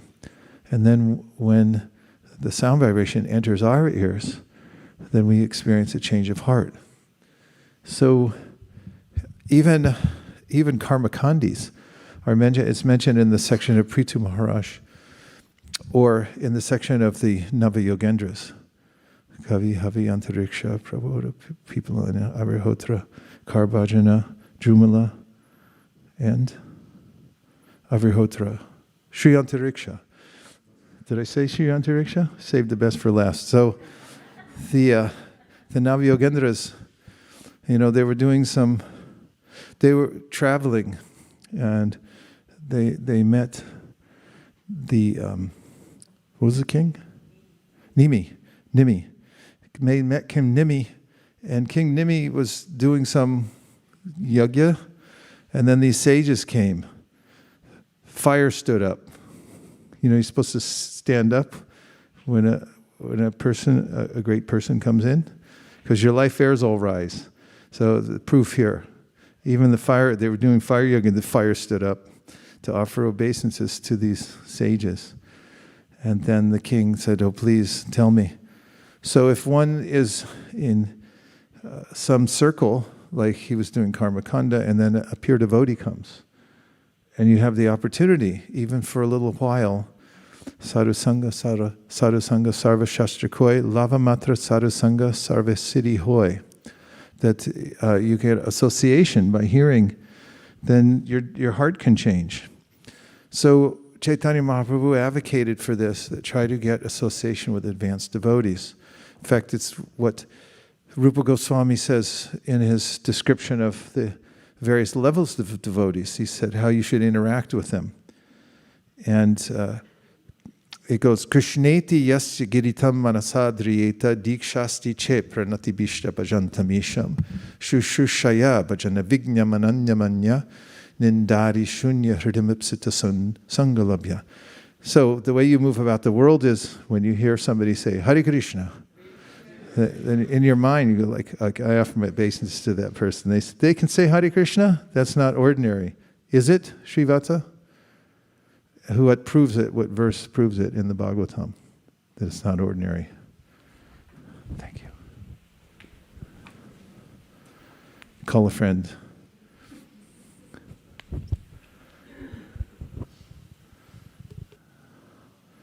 Go ahead. Aho batashva pachato gariyan yajjhvagre vartate namatobhyam te pustavaste juhuvarsasnurarya brahmana churnama grananti ete. Who said it, and why is it? Prove it. I'm forgetting who said it, Maharaj. Devahuti, and she says, oh, how wonderful it is. Aho batashva pachato gariyan yajjhvagre. Just a little bit on the tip of the tongue, if you say Hare Krishna, then you already went to all the holy places. You've done every yajna, every tapasya, whatever it is. You've done it because you can say Hare Krishna. So in your mind, when you hear somebody say Hare Krishna, then you go like, okay, my obeisance is to you. Then if somebody takes a step forward and they say, I'm going to take a vow. I'm going to chant a minimum number of rounds for the rest of my life. That's a pretty heavy vow, isn't it? You step up and you're like, I'm doing this. That's huge. It puts a hole in the universe, actually. There's this huge hole you can feel after somebody makes the vow, and you're like, wow, I can see the spiritual world now. And so you make the vow, and then Rupa Goswami says, you find somebody like that, you bow down. Make a gesture. It's like, you're great. You've made a vow to chant Hare Krishna. Then he says, if you find somebody who's chanting Hare Krishna, so successfully that you could identify that there's no more purpose in their life other than serving Krishna. There's no more envy. There's no more sense that it's nindadi shunya. The person's free of ninda, criticizing other people enviously because they want to look better. Their heart's pure. You can feel it when you're around somebody like that. And then when you find somebody like that, then try to follow them and try to serve them. Try to listen. So whatever situation we're in now, by performing devotional service in the association of pure devotees, we can purify our intention. And Bhaktivinoda Thakur says, so if you have mixed devotion, it means there's some pure devotion there. Otherwise, what's it mixed with? What's the mixture? So he says, just fan the spark, and especially by being in the association of advanced devotees, then it'll come out. Oh, you asked? No? 2 on Zoom, yes. Okay, 2 on Zoom, then we'll come right here. Prema.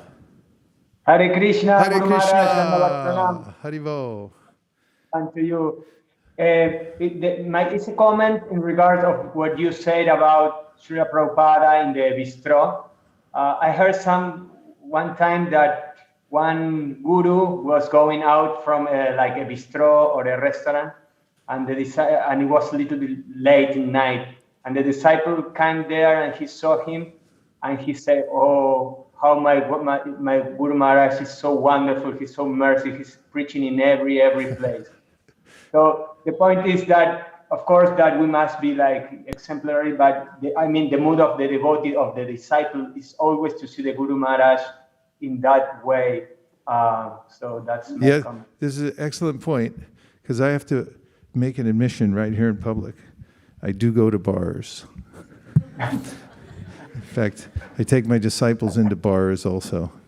And somebody pointed that out to me because, when we're going on book distribution, sometimes we go in bars. It's one of the best places to distribute books. In fact, I was down in San Diego, and we were out on a monthly Sankirtan festival.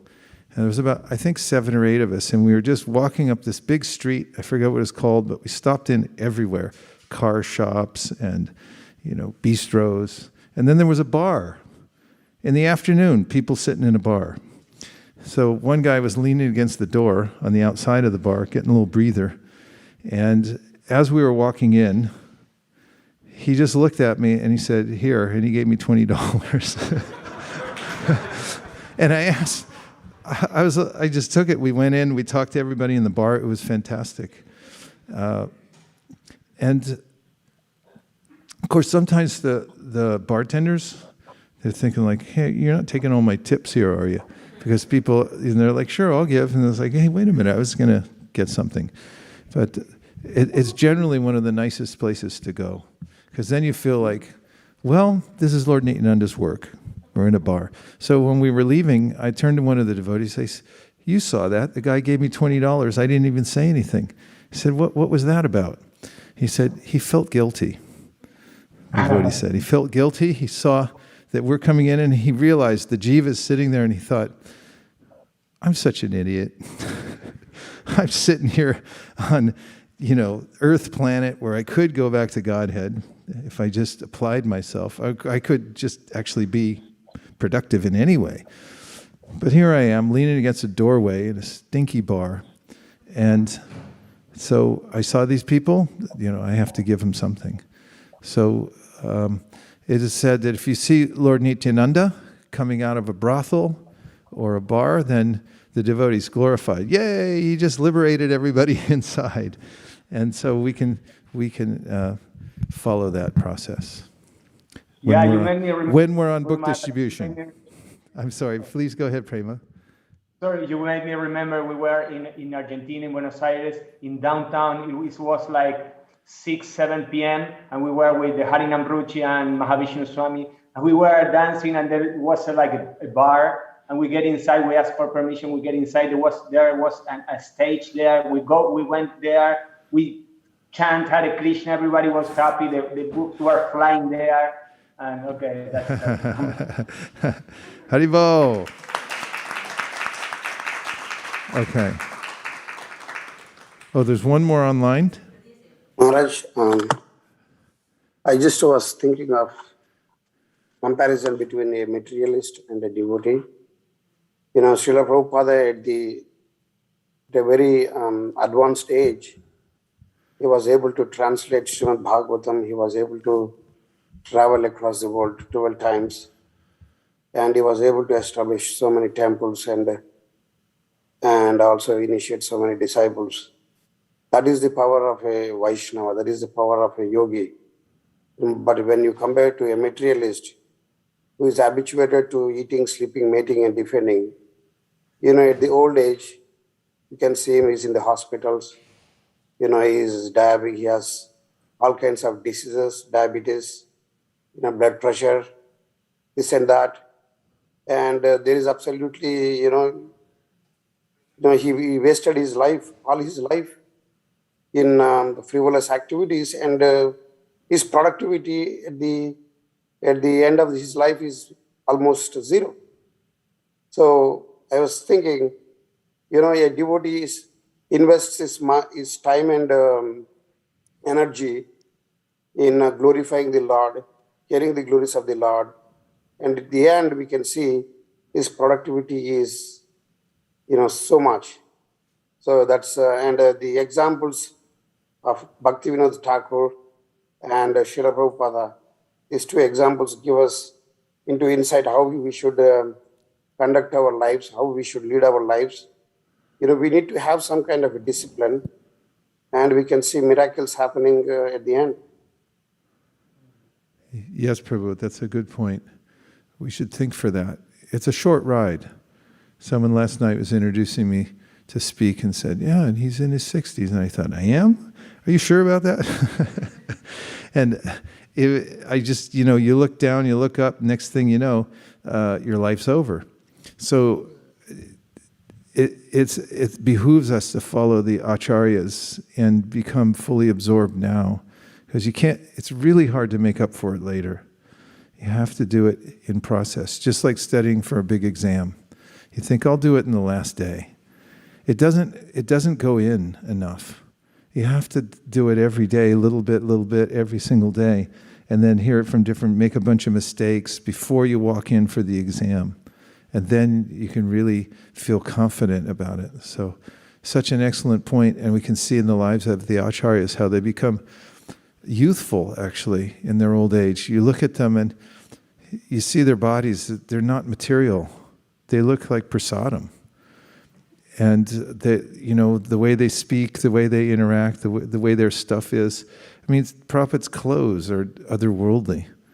And everything about him, it's transcendentalized. Bhaktivinoda Thakur, if you go to his house, you're not in the material world. He has furniture. But it's not from this world. It's all been transformed. So we have to emulate that, as Prabhu was saying, so that we can live in the spiritual world while we're here. The way we are here, that's where we're going to transfer to. It's not that, okay, now you die in materialistic consciousness and somehow or other, then you're transferred to the spiritual world. But we have to be transferred now, while we're in this life. Okay, so yes, there was two more. 1, 2, and then I'm going to read a small section. Hare Krishna.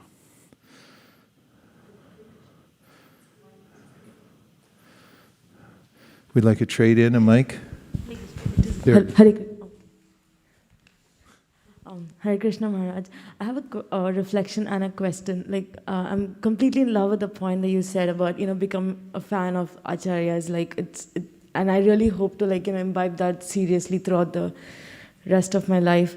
And the question I had was, so is it a good thing if someone makes an analysis of how much progress they have made in their spiritual practice, and let's say before 3 months and now it's like, okay, you made good progress, so I'm happy. So can someone, I'm just worried about, okay, compared to where I was 3 months ago and where I'm right now, okay, there's some improvement in all the spiritual sadhana that I'm doing, but then where do I draw the line between, okay, that's good progress versus maybe it's not that good of a progress, but my mind is like, oh wow, you're doing amazing. And then, it's like, the mind is like playing it out, versus self-sabotage, like, oh, you're in this material world, Where do You're what? You're in this material world, you're fallen, you're in this material world. So self-sabotage versus actual analysis of where you are in your spiritual status versus ego, even in spiritual practices. Well, that's a constant struggle. You have to fight with it, because, and that's one of the reasons we need to have good associations. The mind's the mind always fluctuates. And I may feel confident, I'm doing well, and then the next week I think, oh, I'm not doing anything, and I can't do anything, and I'm useless, and why do anything? And so it's good to have a support system. Gaudiya Vaishnava means support. It's a team sport, not individual sitting in a cave trying to figure yourself out. But assign other people around you to figure you out. That's why we have this whole system of guruship, in many different forms, so that you can surround yourself with people, even peers, that you can talk to and say, yeah, well, how do you think I'm doing? How do you really think I'm doing now? Tell me the other part. And then also when you're down, if you say, if you have people in your life that you have already assigned as your helpers, you can say, can you tell me, am I okay? Give me a little pep talk. Even athletes, they can be at top level, and then they'll come in at halftime, and the coach has to come in and say, listen, you guys, don't forget you're champions. You've never lost before. Even though you're down right now, you're going to win. It's all you have to do is go back to your basics. Just hold on to the ball. So if we have that in our lives, somebody that can be there for us, surround yourself with as many people as you can get who you trust, who are on that level where they're aligned properly and they can help you. Then when the mind fluctuates, you take it to them, take it to your counsel, and then you'll be buoyed by that. But don't try to do it by yourself. Not so easy. Okay? Thank you, Maharaj. Haribo. Everyone okay? Yes. All right. Prabhu, the point that you were mentioning about during Rasa dance, how it was only one night, but it expanded to one night of Brahma. Yeah. And I was thinking, when I heard the schedule of Bhaktivinoda Thakur, how is it possible for a normal person to do that? And for me, it is impossible, I was thinking. But the point that you mentioned, that if you have the desire, then if you have a sincere desire, then the time actually expands. So that was such a nice inspiration. Thank you for... It's so important to what you said, and to align our desires with the acharyas. What were their burning desires? Mostly to spread Krishna consciousness. Listen to what Prabhupada says. He emphasizes outreach, preaching, and saving souls, book distribution, and bringing people closer to Krishna consciousness through giving them association and so forth. And if you notice how strong his desire is, that he would get on a boat at 70 years old and come across the ocean alone. That is indicative. And Bhaktivinoda Thakur, how he dedicated himself to expanding a system through which everyone could take to Krishna consciousness. If we align with that kind of desire in our life, then by that we'll become purified and have a success in life. Yes, that's the way to go. Just a quick mention of the daily schedule of Srila Bhaktivinoda Thakur. Lalit Prasad Thakur, in his notes on his father's life, describes the Thakur's daily schedule while he was staying at Jagannath Puri. He was never idle, being always engaged in the service of the Lord. Between 7:30 and 8 p.m., he would go to bed. He would then rise just before 10 p.m., light his oil lamp, and write books until 4 a.m. Then he would again rest for a maximum of half an hour. At 4:30 a.m., he would wash his hands and face, sit down, and chant on his beads. He never showed his beads to anyone, but would chant on them constantly as time permitted. At 7 a.m., he answered all correspondence. At 7:30 a.m., read various religious and philosophical works, and at 8:30 a.m., he received visitors, if any, or else continued to read until 9:30.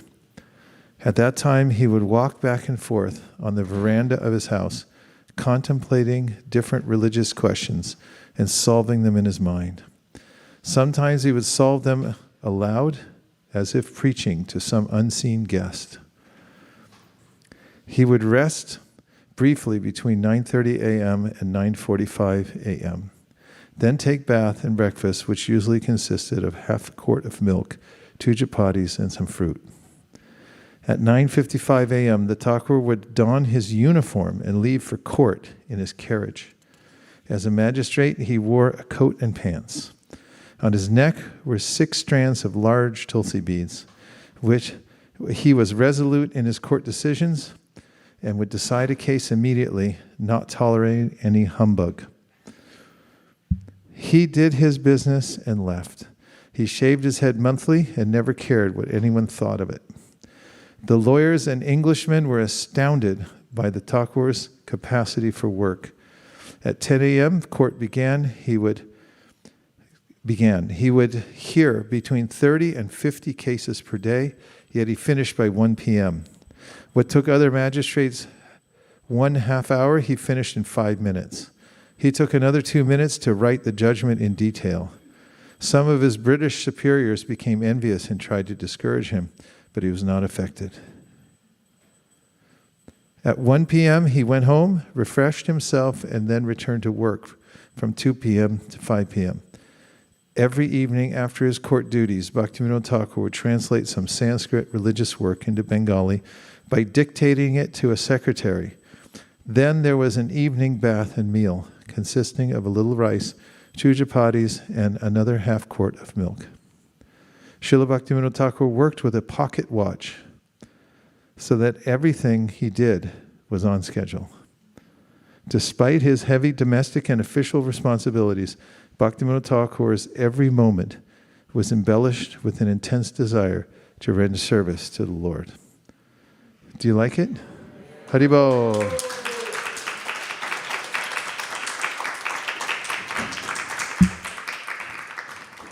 So, the theme of today, and let's take a moment to acknowledge all the great souls who have joined us online. Hare Krishna. Okay, one last question we have before we do our Pushpanjali from Subhadra. I just wanted to say 2 quick things. One was the other day I was at the beach and I was swimming in the ocean and someone said to me, "Well, you almost caught that wave." And then I blurted out, "That's the story of my life." And then I realized that, especially in my devotional life, I kind of almost caught the wave. So I was thinking, now that I'm old, I really need to try and catch the devotional wave. Haribo. Then the other thing was, just wanted to tell a joke that you told at that bar, by the way. Oh, were you there? I was there. I have a picture of it, Confirmation. actually. We go to bars. Okay. I didn't know I told a joke in the bar. So this You did. Hare Krishna walks into a bar. All right, go ahead, please. One of the patrons said, "Hare Krishnas, I haven't seen you since the airports." And you said, "Oh, we only go to bars now."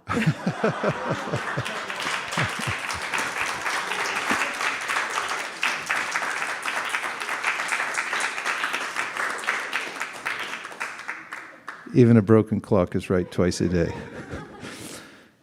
Okay, so thank you, Subhadra. I did want to point out just a slight error in your thought process, though. You're on the wave. You're totally riding it in. And however, it's always good to have that feeling of angst that when am I going to actually catch it? Even though you're right on it. Devotees feel like that when in my time come? And this is Ashabandha. We should feel like this, says Prabhupada in the Nectar of Devotion, that, intense longing. That Krishna, please, I didn't get any service. Everyone else is doing something. I'm doing nothing for you. Please, please engage me. And so when we chant Hare Krishna in that mood, we can really sincerely call out, Hare Krishna, please, please engage me. I'm the runt of the litter. I was left out and neglected, so I'm starving here. Please help me. So we pray to Srila Bhaktivinoda Thakur on this day of his Divine Appearance Day. Our dear Srila Bhaktivinoda Thakur, if you so desire, please engage us in your divine service to expand the Sankirtan movement in ways that will directly please you in your mood of reaching out to new people all over the world, on every continent of the world, to bring them into the process of Harinam Sankirtan. Please empower us to do this service. Send, if you so desire, unlimited resources so that we can do this for your pleasure and just totally cover the earth with Krishna conscious literature and devotees dancing in ecstasy, chanting Jai Sachinandan. Thank you for considering our request. Om Tat Sat. Everyone agrees with this prayer in part or in whole. Please say Hare Krishna. Vanchakalpadurvishcha kripasindave vajapatitanam bhavanibhyo Vaishnavebhyo namo namaha Anantakoti Vaishnaviniki ki jai. And now we get to do one of the most ecstatic services ever, which is to perform Pushpanjali for Srila Bhaktivinoda Thakur, and then we'll have Guru Puja. We had Guru Puja earlier for Srila Prabhupada, so now we're going to worship Srila Bhaktivinoda Thakur. Srila Prabhupada ki.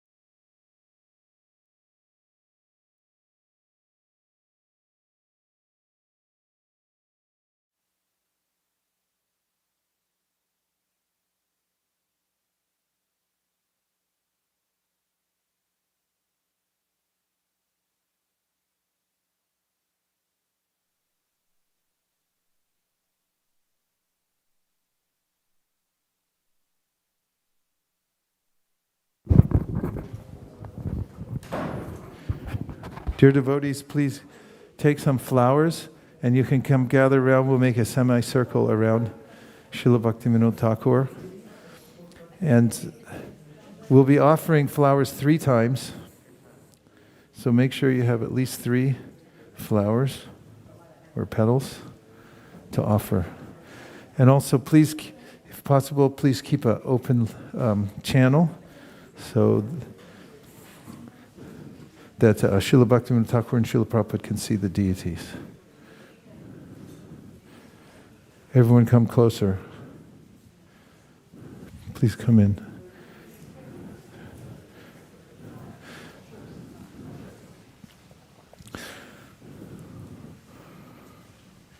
Om Ajnana Timirandasya. No, repeat.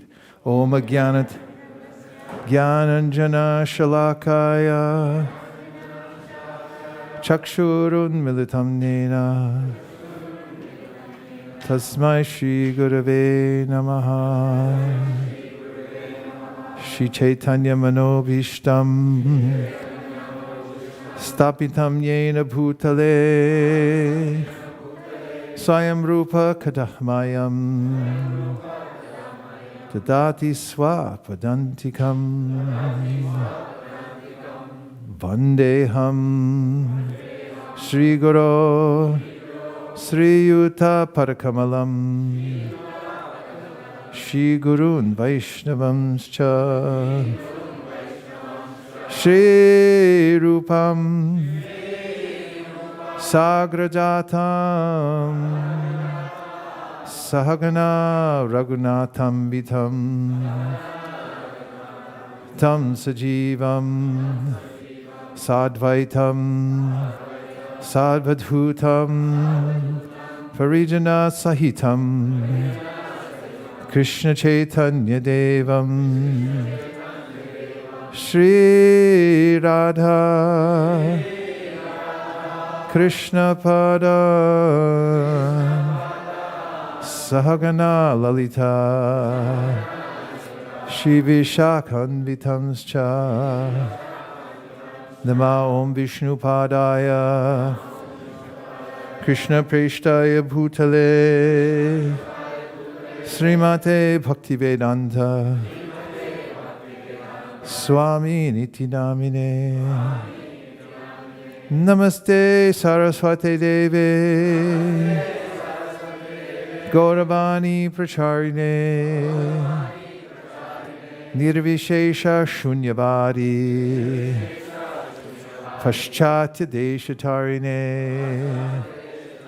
Nama Om Vishnu Padaya Krishna Preshtaya Bhutale Srimate Bhakti Siddhanta Saraswati Tinamine Shri Varshabhana Videvi Dayataya Kripabdaye Krishna Sambandha Vijnana Dayane Prabhave Namaha Madhuryo Jvala Premadya Shri Rupanuga Bhaktida Shri Gaura Karuna Shakti Vigrahaya Namostute Namaste Gauravani Shri Murtai Dinatarine Rupanuga Virdhapa Apasiddhanta Dvanta Harine Namo Gaurakishoraya Sakshad Vairagya Murtaye Vipralambara Sambode Padambujayate Namaha Namo Bhakti Vinodaya Sakchidananda Namine Gaura Shakti Swarupaya Rupanuga Varayate Gaura Virvava Bomestvam Nirdesta Sajana Priya Vaishnava Sarvabhuma Shri Jagannathayate Namaha Vansha Kalpatarubhyascha Kripa Sindhubhya Evacha Patitanam Pavanebhyo Vaishnavebhyo Namo Namaha Namo Mahavaranyaya Krishna Prema Pradayate Krishnaya Krishna Chaitanya Namne Gauratushe Namaha Panchatattvatmakam Krishnam Bhaktarupa Swarupakam Bhaktavataram Bhaktakyam Namami Bhakta Shaktikam Hey Krishna Karuna Sindho Dinabandho Jagatpate Gopesha Gopika Kanta Radha Kanta Namostute Jayatam Suratao Pango Mama Mandam Atirgati Matsarvaswa Padambo Jao Radha Madana Mohanao Divyad Vrindaranya Kalpadrumada Srimad Ratnagara Singhashanasta Srimad Radha Shila Govinda Deva Krishtalibi Sevyamano Smarami Shrimandra Sarasarambi Vamshivatatatatastita Karshan Venusmanir Gopir Gopinatha Shrestunaha Tapta Kanchana Gaurangi Radhe Vrindavaneshwari Rishabhanu Sute Devi Pranamami Hari Priye Jai Shri Krishna Chaitanya Prabhu Nityananda Shri Advaita Gadadhara Shivasari Gaura Bhaktivinoda Hare Krishna Krishna Krishna Hare Hare Hare Rama Rama Rama Hare Hare Namo Bhaktivinodaya Sakchidananda Namine Gaura Shakti Swarupaya Rupanuga Varayate Namo Bhaktivinodaya Sakchidananda Namine Gaura Shakti Swarupaya Rupanuga Varayate Namo Bhaktivinodaya Sakchidananda Namine Gaura Shakti Swarupaya Rupanuga Varayate Srila Bhaktivinoda Thakur Ki Jai Hesha Pushpanjali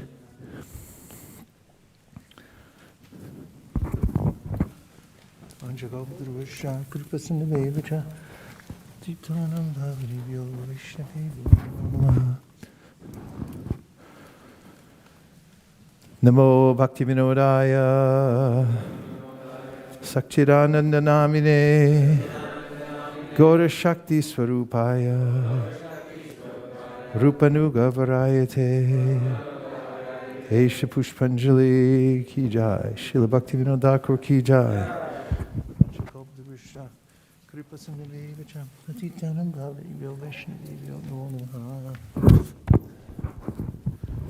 Namo Bhaktivinodaya Sakchidananda Namine Gaura Shakti Swarupaya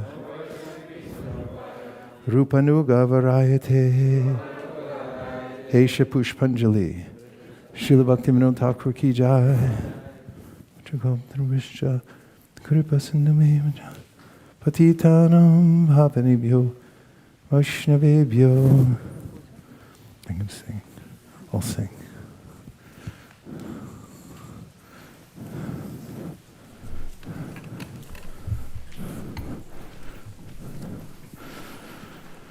Samsara Dava Nadadita Loka Tranayaka Runya Ghana Ghanatham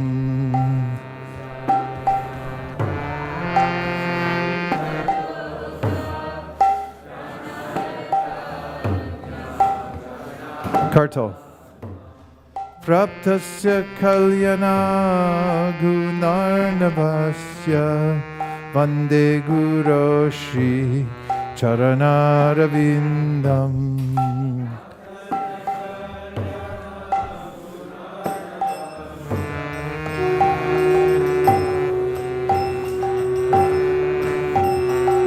Vande Guru Shri Charanaravindam Vande Guru Shri Charanaravindam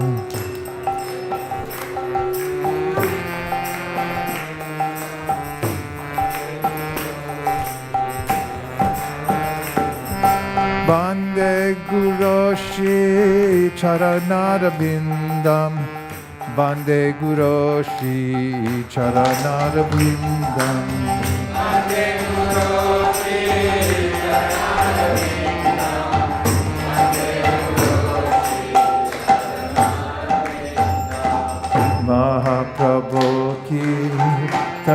Kritakita Paditramadyan Manasorasena. Srila Bhaktivinoda Thakur ki jai.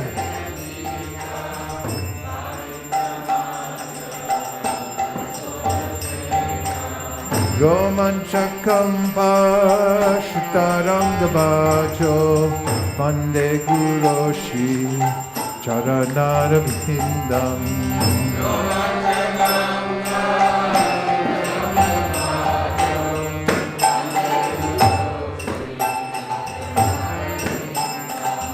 Pande Guroshi Charanarabhindam. Pande Guroshi Charanarabhindam.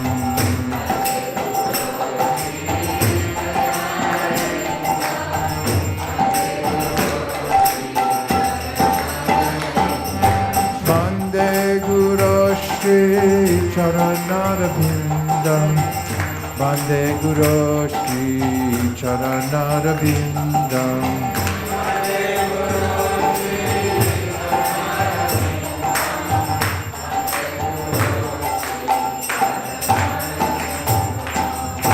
Vigrahara Dana Nityanana Shingaratandam Didamarjanado.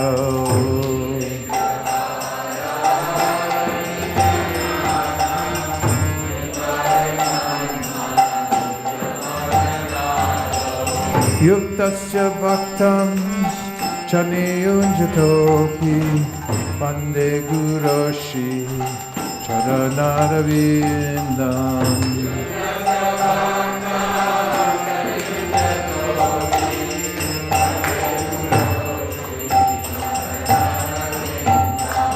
Pande Guroshi Charanarabhindam. Pande Guroshi Charanarabhindam.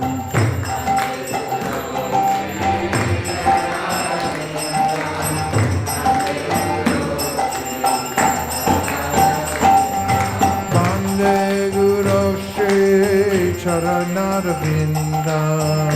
Bande Guroshi Charanarabhindam.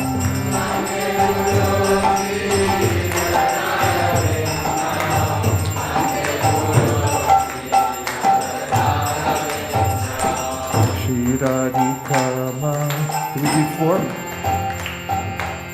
Chaturvidha Sri Bhagavat Prasada Swadana Tritan Hadi Bhakta Sangam.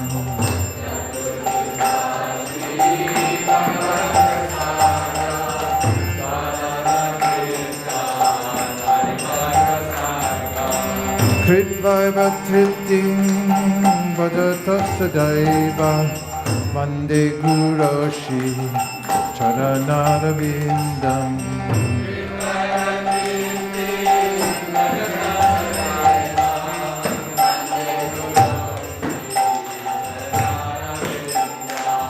Vande Guroshi Charanarabhindam. Vande Guroshi Charanarabhindam.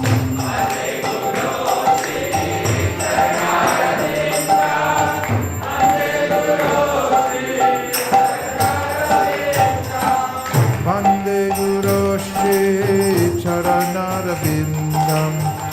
Vande Guroshi Charanarabhindam.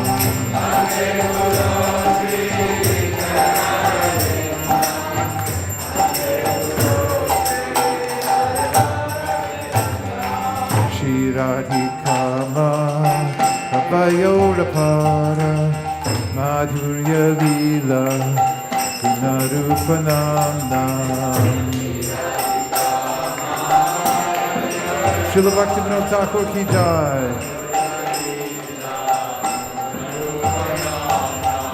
Pratikshana Swadana Lolipasya Vande Guroshi Charanarabhindam.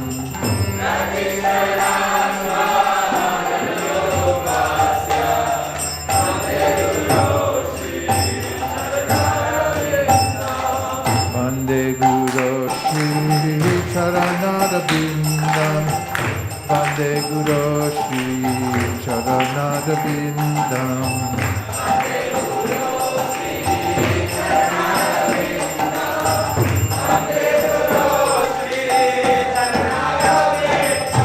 Vande Guru Shri Charanarabindam Vande Guru Shri Charanarabindam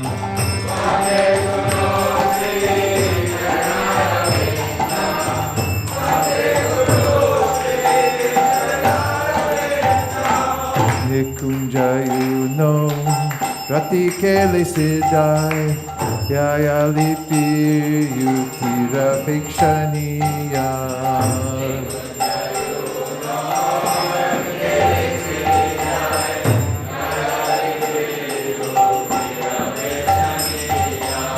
Tatrati Daksha Rati Vallabhasya Vande Guru Shri Charanarabindam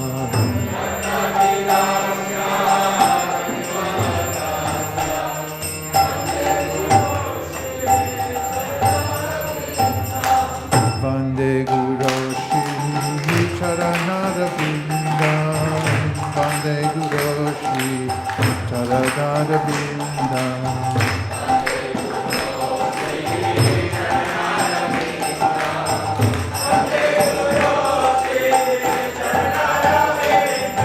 Vande Guru Shri Charanarabindam Vande Guru Shri Charanarabindam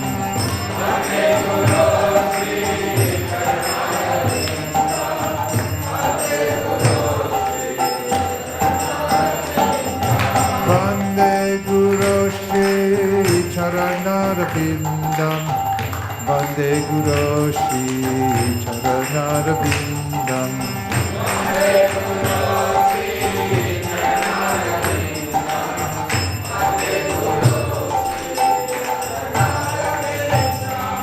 Sakshatari Tvaimastamasta Shastra Ruktastataba Yata Eva Sadi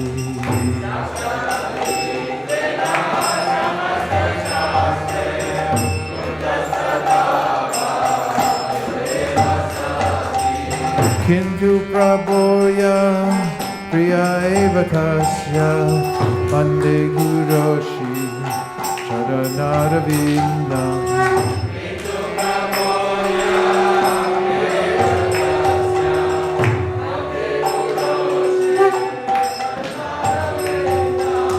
Yasya Prasada Bhagava Prasado Yasya Prasada Nagati Kutopi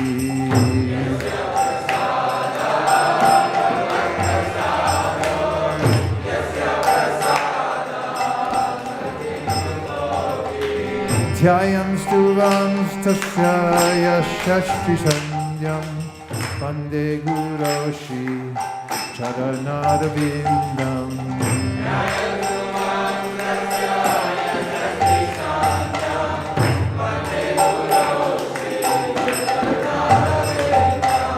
Srimad Guru Rashtakami Kadruche Brahmi Mahute Patita Prayagna Yastena Vrindavana Natasasha Vinaiva Yasya Jana Shotaiva Vande Guru Shri Charanarabindam Vande Guru Shri Charanarabindam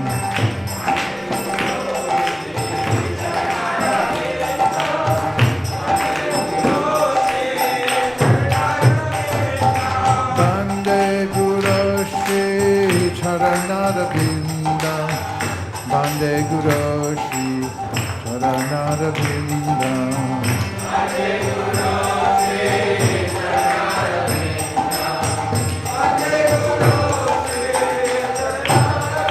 Jaya Bhakti Vinod, Bhakti Vinod, Bhakti Vinod, Jaya Bhakti Vinod.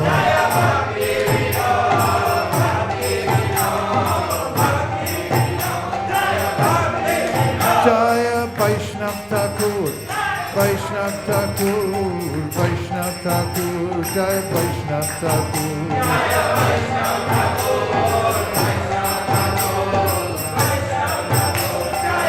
Jaya Jaya Prabhupada, Prabhupada, Prabhupada, Jaya Jaya Prabhupada.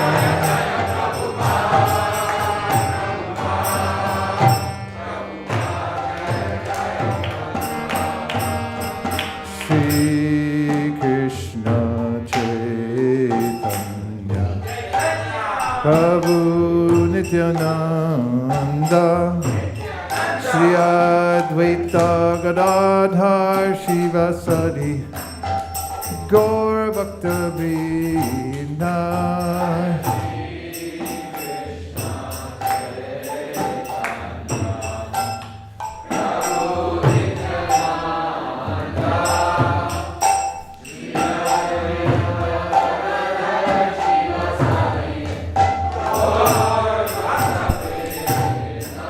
Hare Krishna, Krishna Krishna, Hare Hare, Hare Rama, Rama Rama, Hare Hare.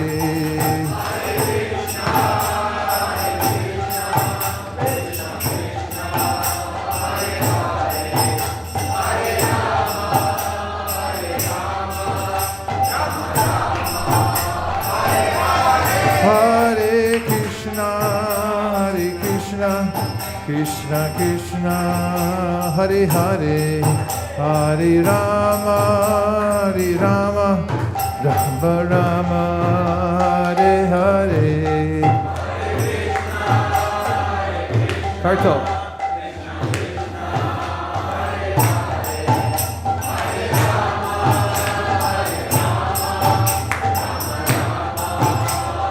Nitai go Haribo, Haribo, Haribo, Nitai go to Haribo.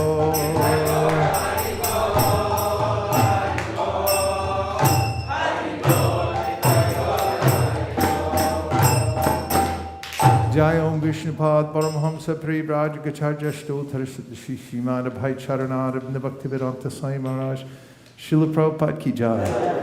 Jai Om Vishnupad Paramhamsa Privraj Gacharya Stotra Shishimad Srila Bhakti Siddhanta Saraswati Gosai Maharaj Ki Jai. Ananta Koti Vaishnavini Ki Jai. Namacharya Srila Haridas Thakur Ki Jai.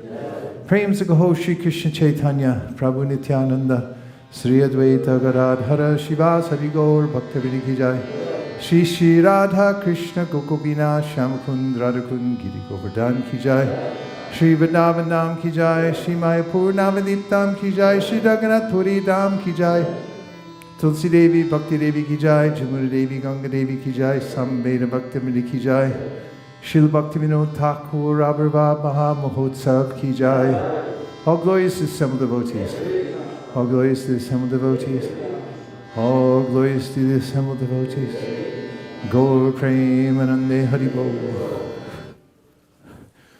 Thank you everyone for coming on Srila Bhaktivinoda Thakur's Divine Appearance Day. And we welcome you to ISKCON of Silicon Valley.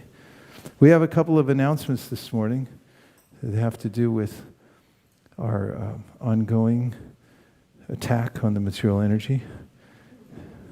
We have our weaponry room over there, and it's books, the Transcendental books going out. And first, Malini, would you give a report on what's at stake here? Are we inching towards our goal? And what should we do next?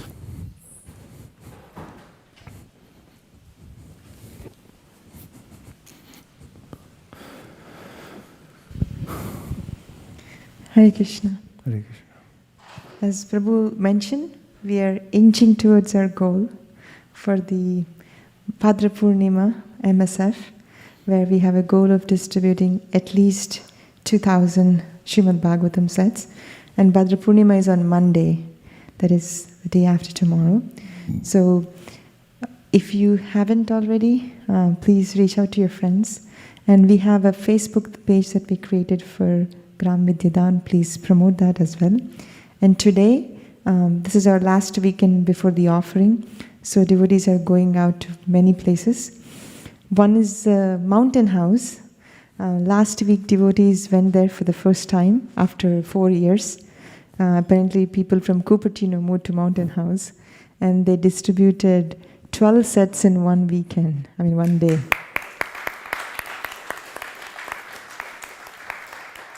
It's actually a huge thing to distribute 12 sets in one small area. And devotees went in Cupertino, did 3 sets, Fremont 3 sets, different places. So overall, we had about 20 sets distributed door to door last weekend. So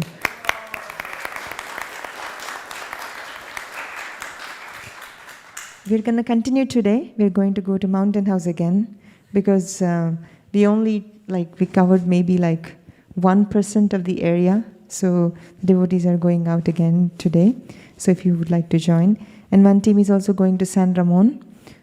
If you would like to join, one in Fremont, one in Cupertino. And the Western Sankirtan team. Okay, they're going to Santa Cruz and Fisherman's Wharf. Santa Cruz is always the best spot. You meet a lot of fallen yogis there. They just come to your table asking for a Bhagavatam set. So please join one of these teams if you can. And also we have the Bhadradan Yajna, which is conducted by the global marketing team. So we will send out a spreadsheet of all the devotees who have participated in this Bhadra Purnima from after Gaur Purnima till now. So we have some names already listed there, and we'll share it with you. If you missed your name, or if you know somebody who has distributed and who's not on that list, please go and add their names, and we'll send it out today. And we have to compile the list and send it by tomorrow morning. So we have today, so please look out for that, and then we will send all those names. That's all the announcements we have, Prabhuji. Thank you. Thank you very much. Also, today I will be receiving the list of those who used our new app to report their scores. Ajay Madhava will send it to me, and I have a gift, personal gift to give to everybody who reported through the app. So I'll see you tomorrow with a big bag of free gifts. Hare Krishna.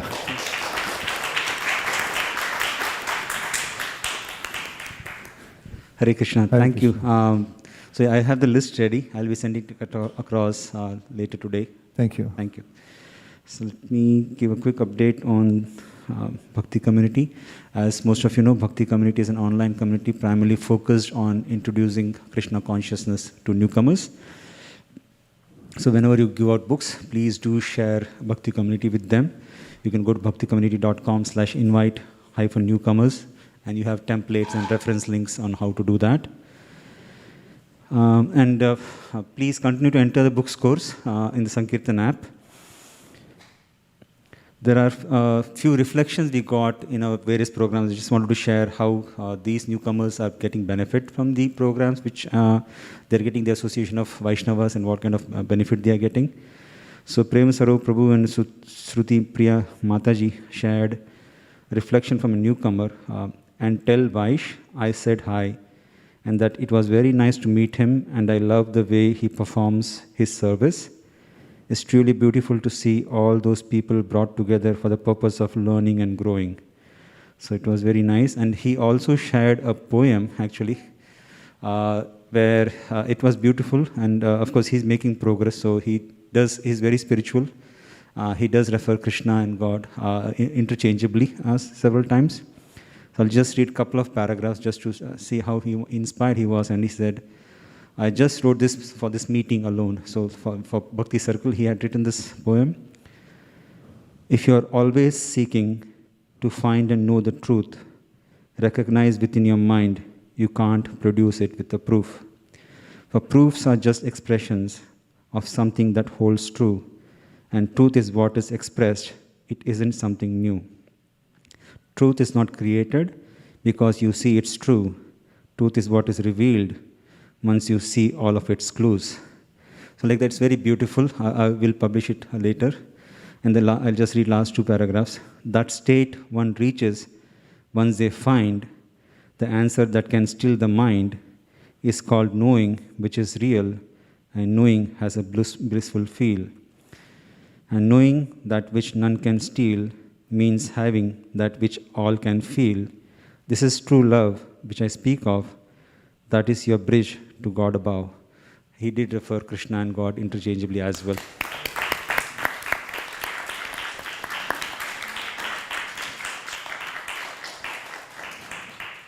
There was another nice reflection or realization shared in Success Sadhana I wanted to play. It's just a minute long, but it's how newcomers are getting benefit. I just want to share that, hopefully.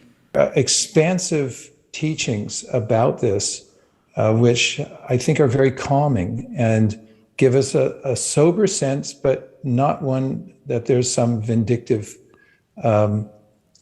psychopathic personality who's after us, punishing us for no reason and only looking at the bad things. That was a long answer to a short question. No, I can't even tell you how much I appreciate that, because what you said is what I always think. I think I do believe in a higher being, but I don't believe it in judgmental. I look at it as a non-judgmental, but also that we need to be accountable and live the best life we can live. So I didn't realize there was any teachings out there that had a similar thought to what I think. So I will definitely look into this teaching of, the non-judgment higher being. And what did you say the name was in this? Bhagavad Gita, and it's spoken by Krishna. And so, as an example, in the 9th chapter of the Bhagavad Gita, Krishna says, Samoham sarva bhuteshu. And he's speaking as that Supreme Spirit, and he says, I'm neutral towards everyone. But if someone turns their attention towards me, then there's a very beautiful relationship to be had. All the wisdom literatures talk about how I'm turning my attention elsewhere. That's what creates the darkness. And once I turn back towards the light, towards the center, towards the source of everything, then I derive all the light, all the knowledge, and so forth. Thank you so You're welcome. much. What a nice question. Thank you very much, Denise. Very well. Yeah, it was nice to see that she was looking for that throughout her life, and she got some direction and happiness. And we are having a lot of good discussions in this program. These newcomers are really getting benefits. So thank you, all of you, for sending those newcomers to these programs, because of which they are benefiting. I want to go to the next slide. Yeah, thanks. Next week programs, we will have Bhakti On, which is very interactive. Lots of discussion happens there, which is on Monday.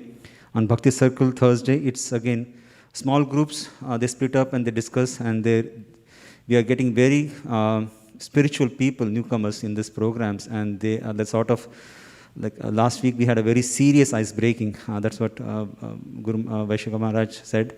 The sort of how openly they were sharing everything that is going through in their life, which means they feel that it's a safe space to share. And that's not easy to achieve. So thank you for all of you for making that environment. So please, in case you have to share it to them, we have Does the Divine Have a Form? That will be the topic we'll be talking in this Bhakti Circle. We'll continue our idiom series in Success Sadhana program, and Bhagavad Gita discussion will continue in Women's Circle as well. I do want to thank all the leaders who have been taking so much of time in preparing, answering questions, being there for all these newcomers, because of which they are making progress, and they are sincerely thanking all those leaders for everything they're putting in because of the wisdom they are getting. So thank you, all of you, all the leaders, Dandavats. And yeah, there are several service opportunities in case you're looking for. Please do reach out. Thank you so much for the opportunity.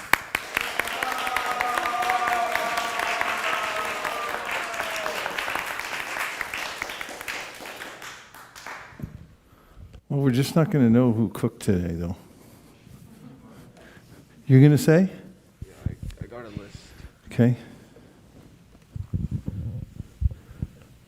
You can't look at anything, though. You just have to say it from memory. It's a tradition here. Start.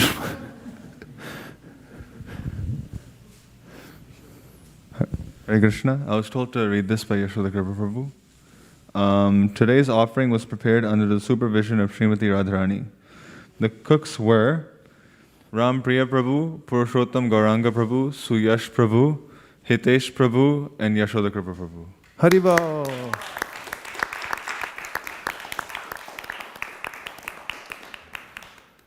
Sharidadvijaja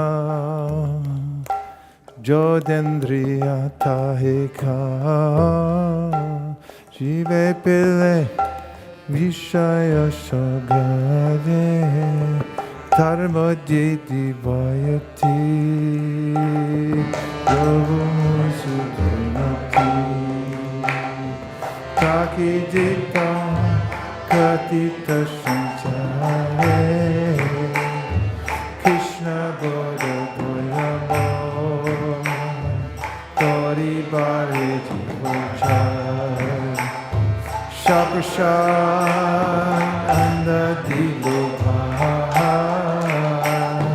Shayannam Vitapa Radha Krishna Gunada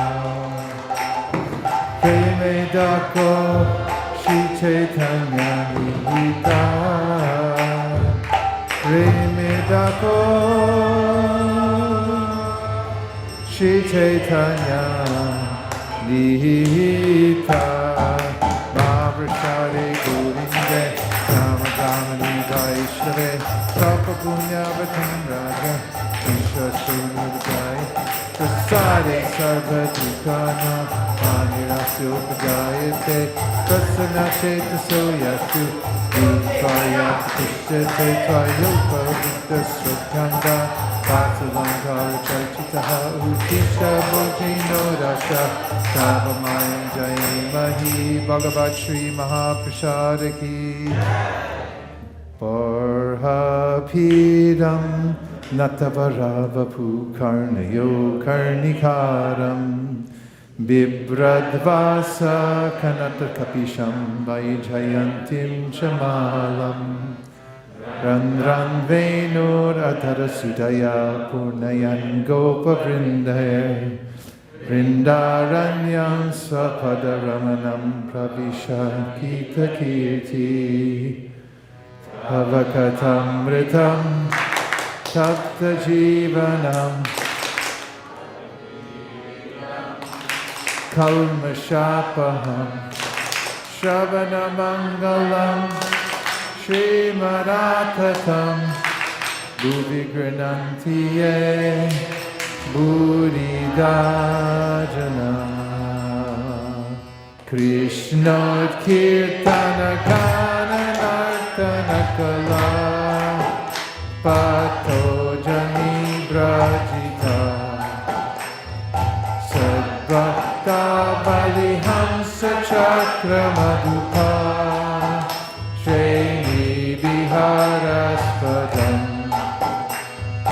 Karnanandikaladani Vahatume Jiva Maruprangane Shiketanya Dayani Dekabalasa Lila Sudasadini Elam Dunita Kedaya Vishadaya Pranila Namodaya Shanya Shastra Vivadaya Rasadaya Chikarpito Madaya Shashvat Bhakti Vinodaya Samadaya Madhurya Maya Daya Chaitanya Daya Nireta Vadaya Guyara Mando Daya Yako Maraharasha Eva Naparas Ta Jashapas Tekon Milita Malati Surabaya Prodha Kadamba Nila chaivasmitatapi tatra surata vyapara lila vida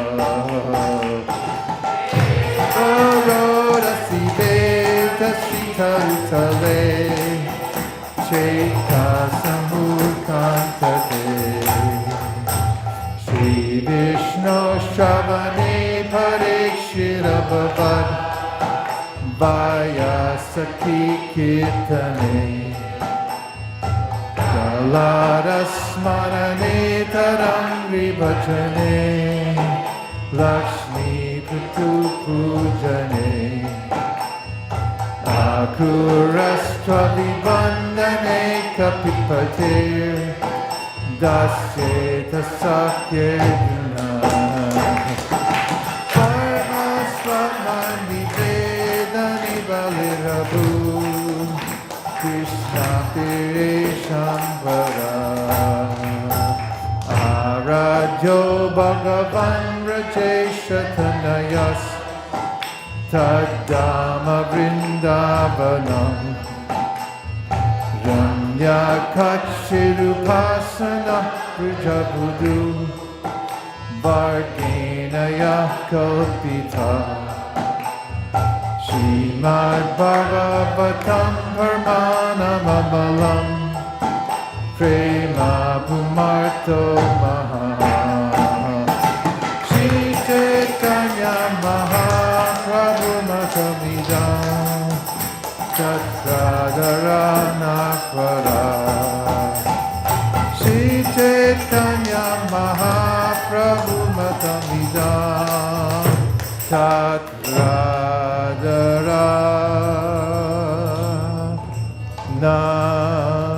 Para Go Premanande Nittai Gaura Haribo Haribo Haribo Nittai Gaura Haribo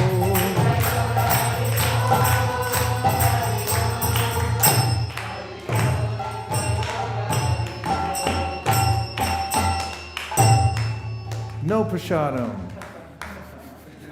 It's a fast day. We're fasting until death. No, fasting until 12 o'clock today for Bhaktivinoda Thakur. You do a little austerity on the day of the appearance of the Acharya, and you get a little bit of mercy so you can live to fight another day. Srila Bhaktivinoda Thakur ki jai. Thank you, everyone. It was heartfelt that you all came in this morning, especially Priya Kishori. I'm sure you didn't get to sleep there early. She was up to the wee hours of the night from her wedding reception. Right? Yeah, but you came in anyway. Thank you very much, everybody. And what's the program with prasadam? It's to go on the honor system. Vanchakalptarusha kripasandhavevacha patitanam pavanibhyo Vaishnavebhyo namo namaha Nantapudi Vaishnaviniki jaya. Maybe it's in the room.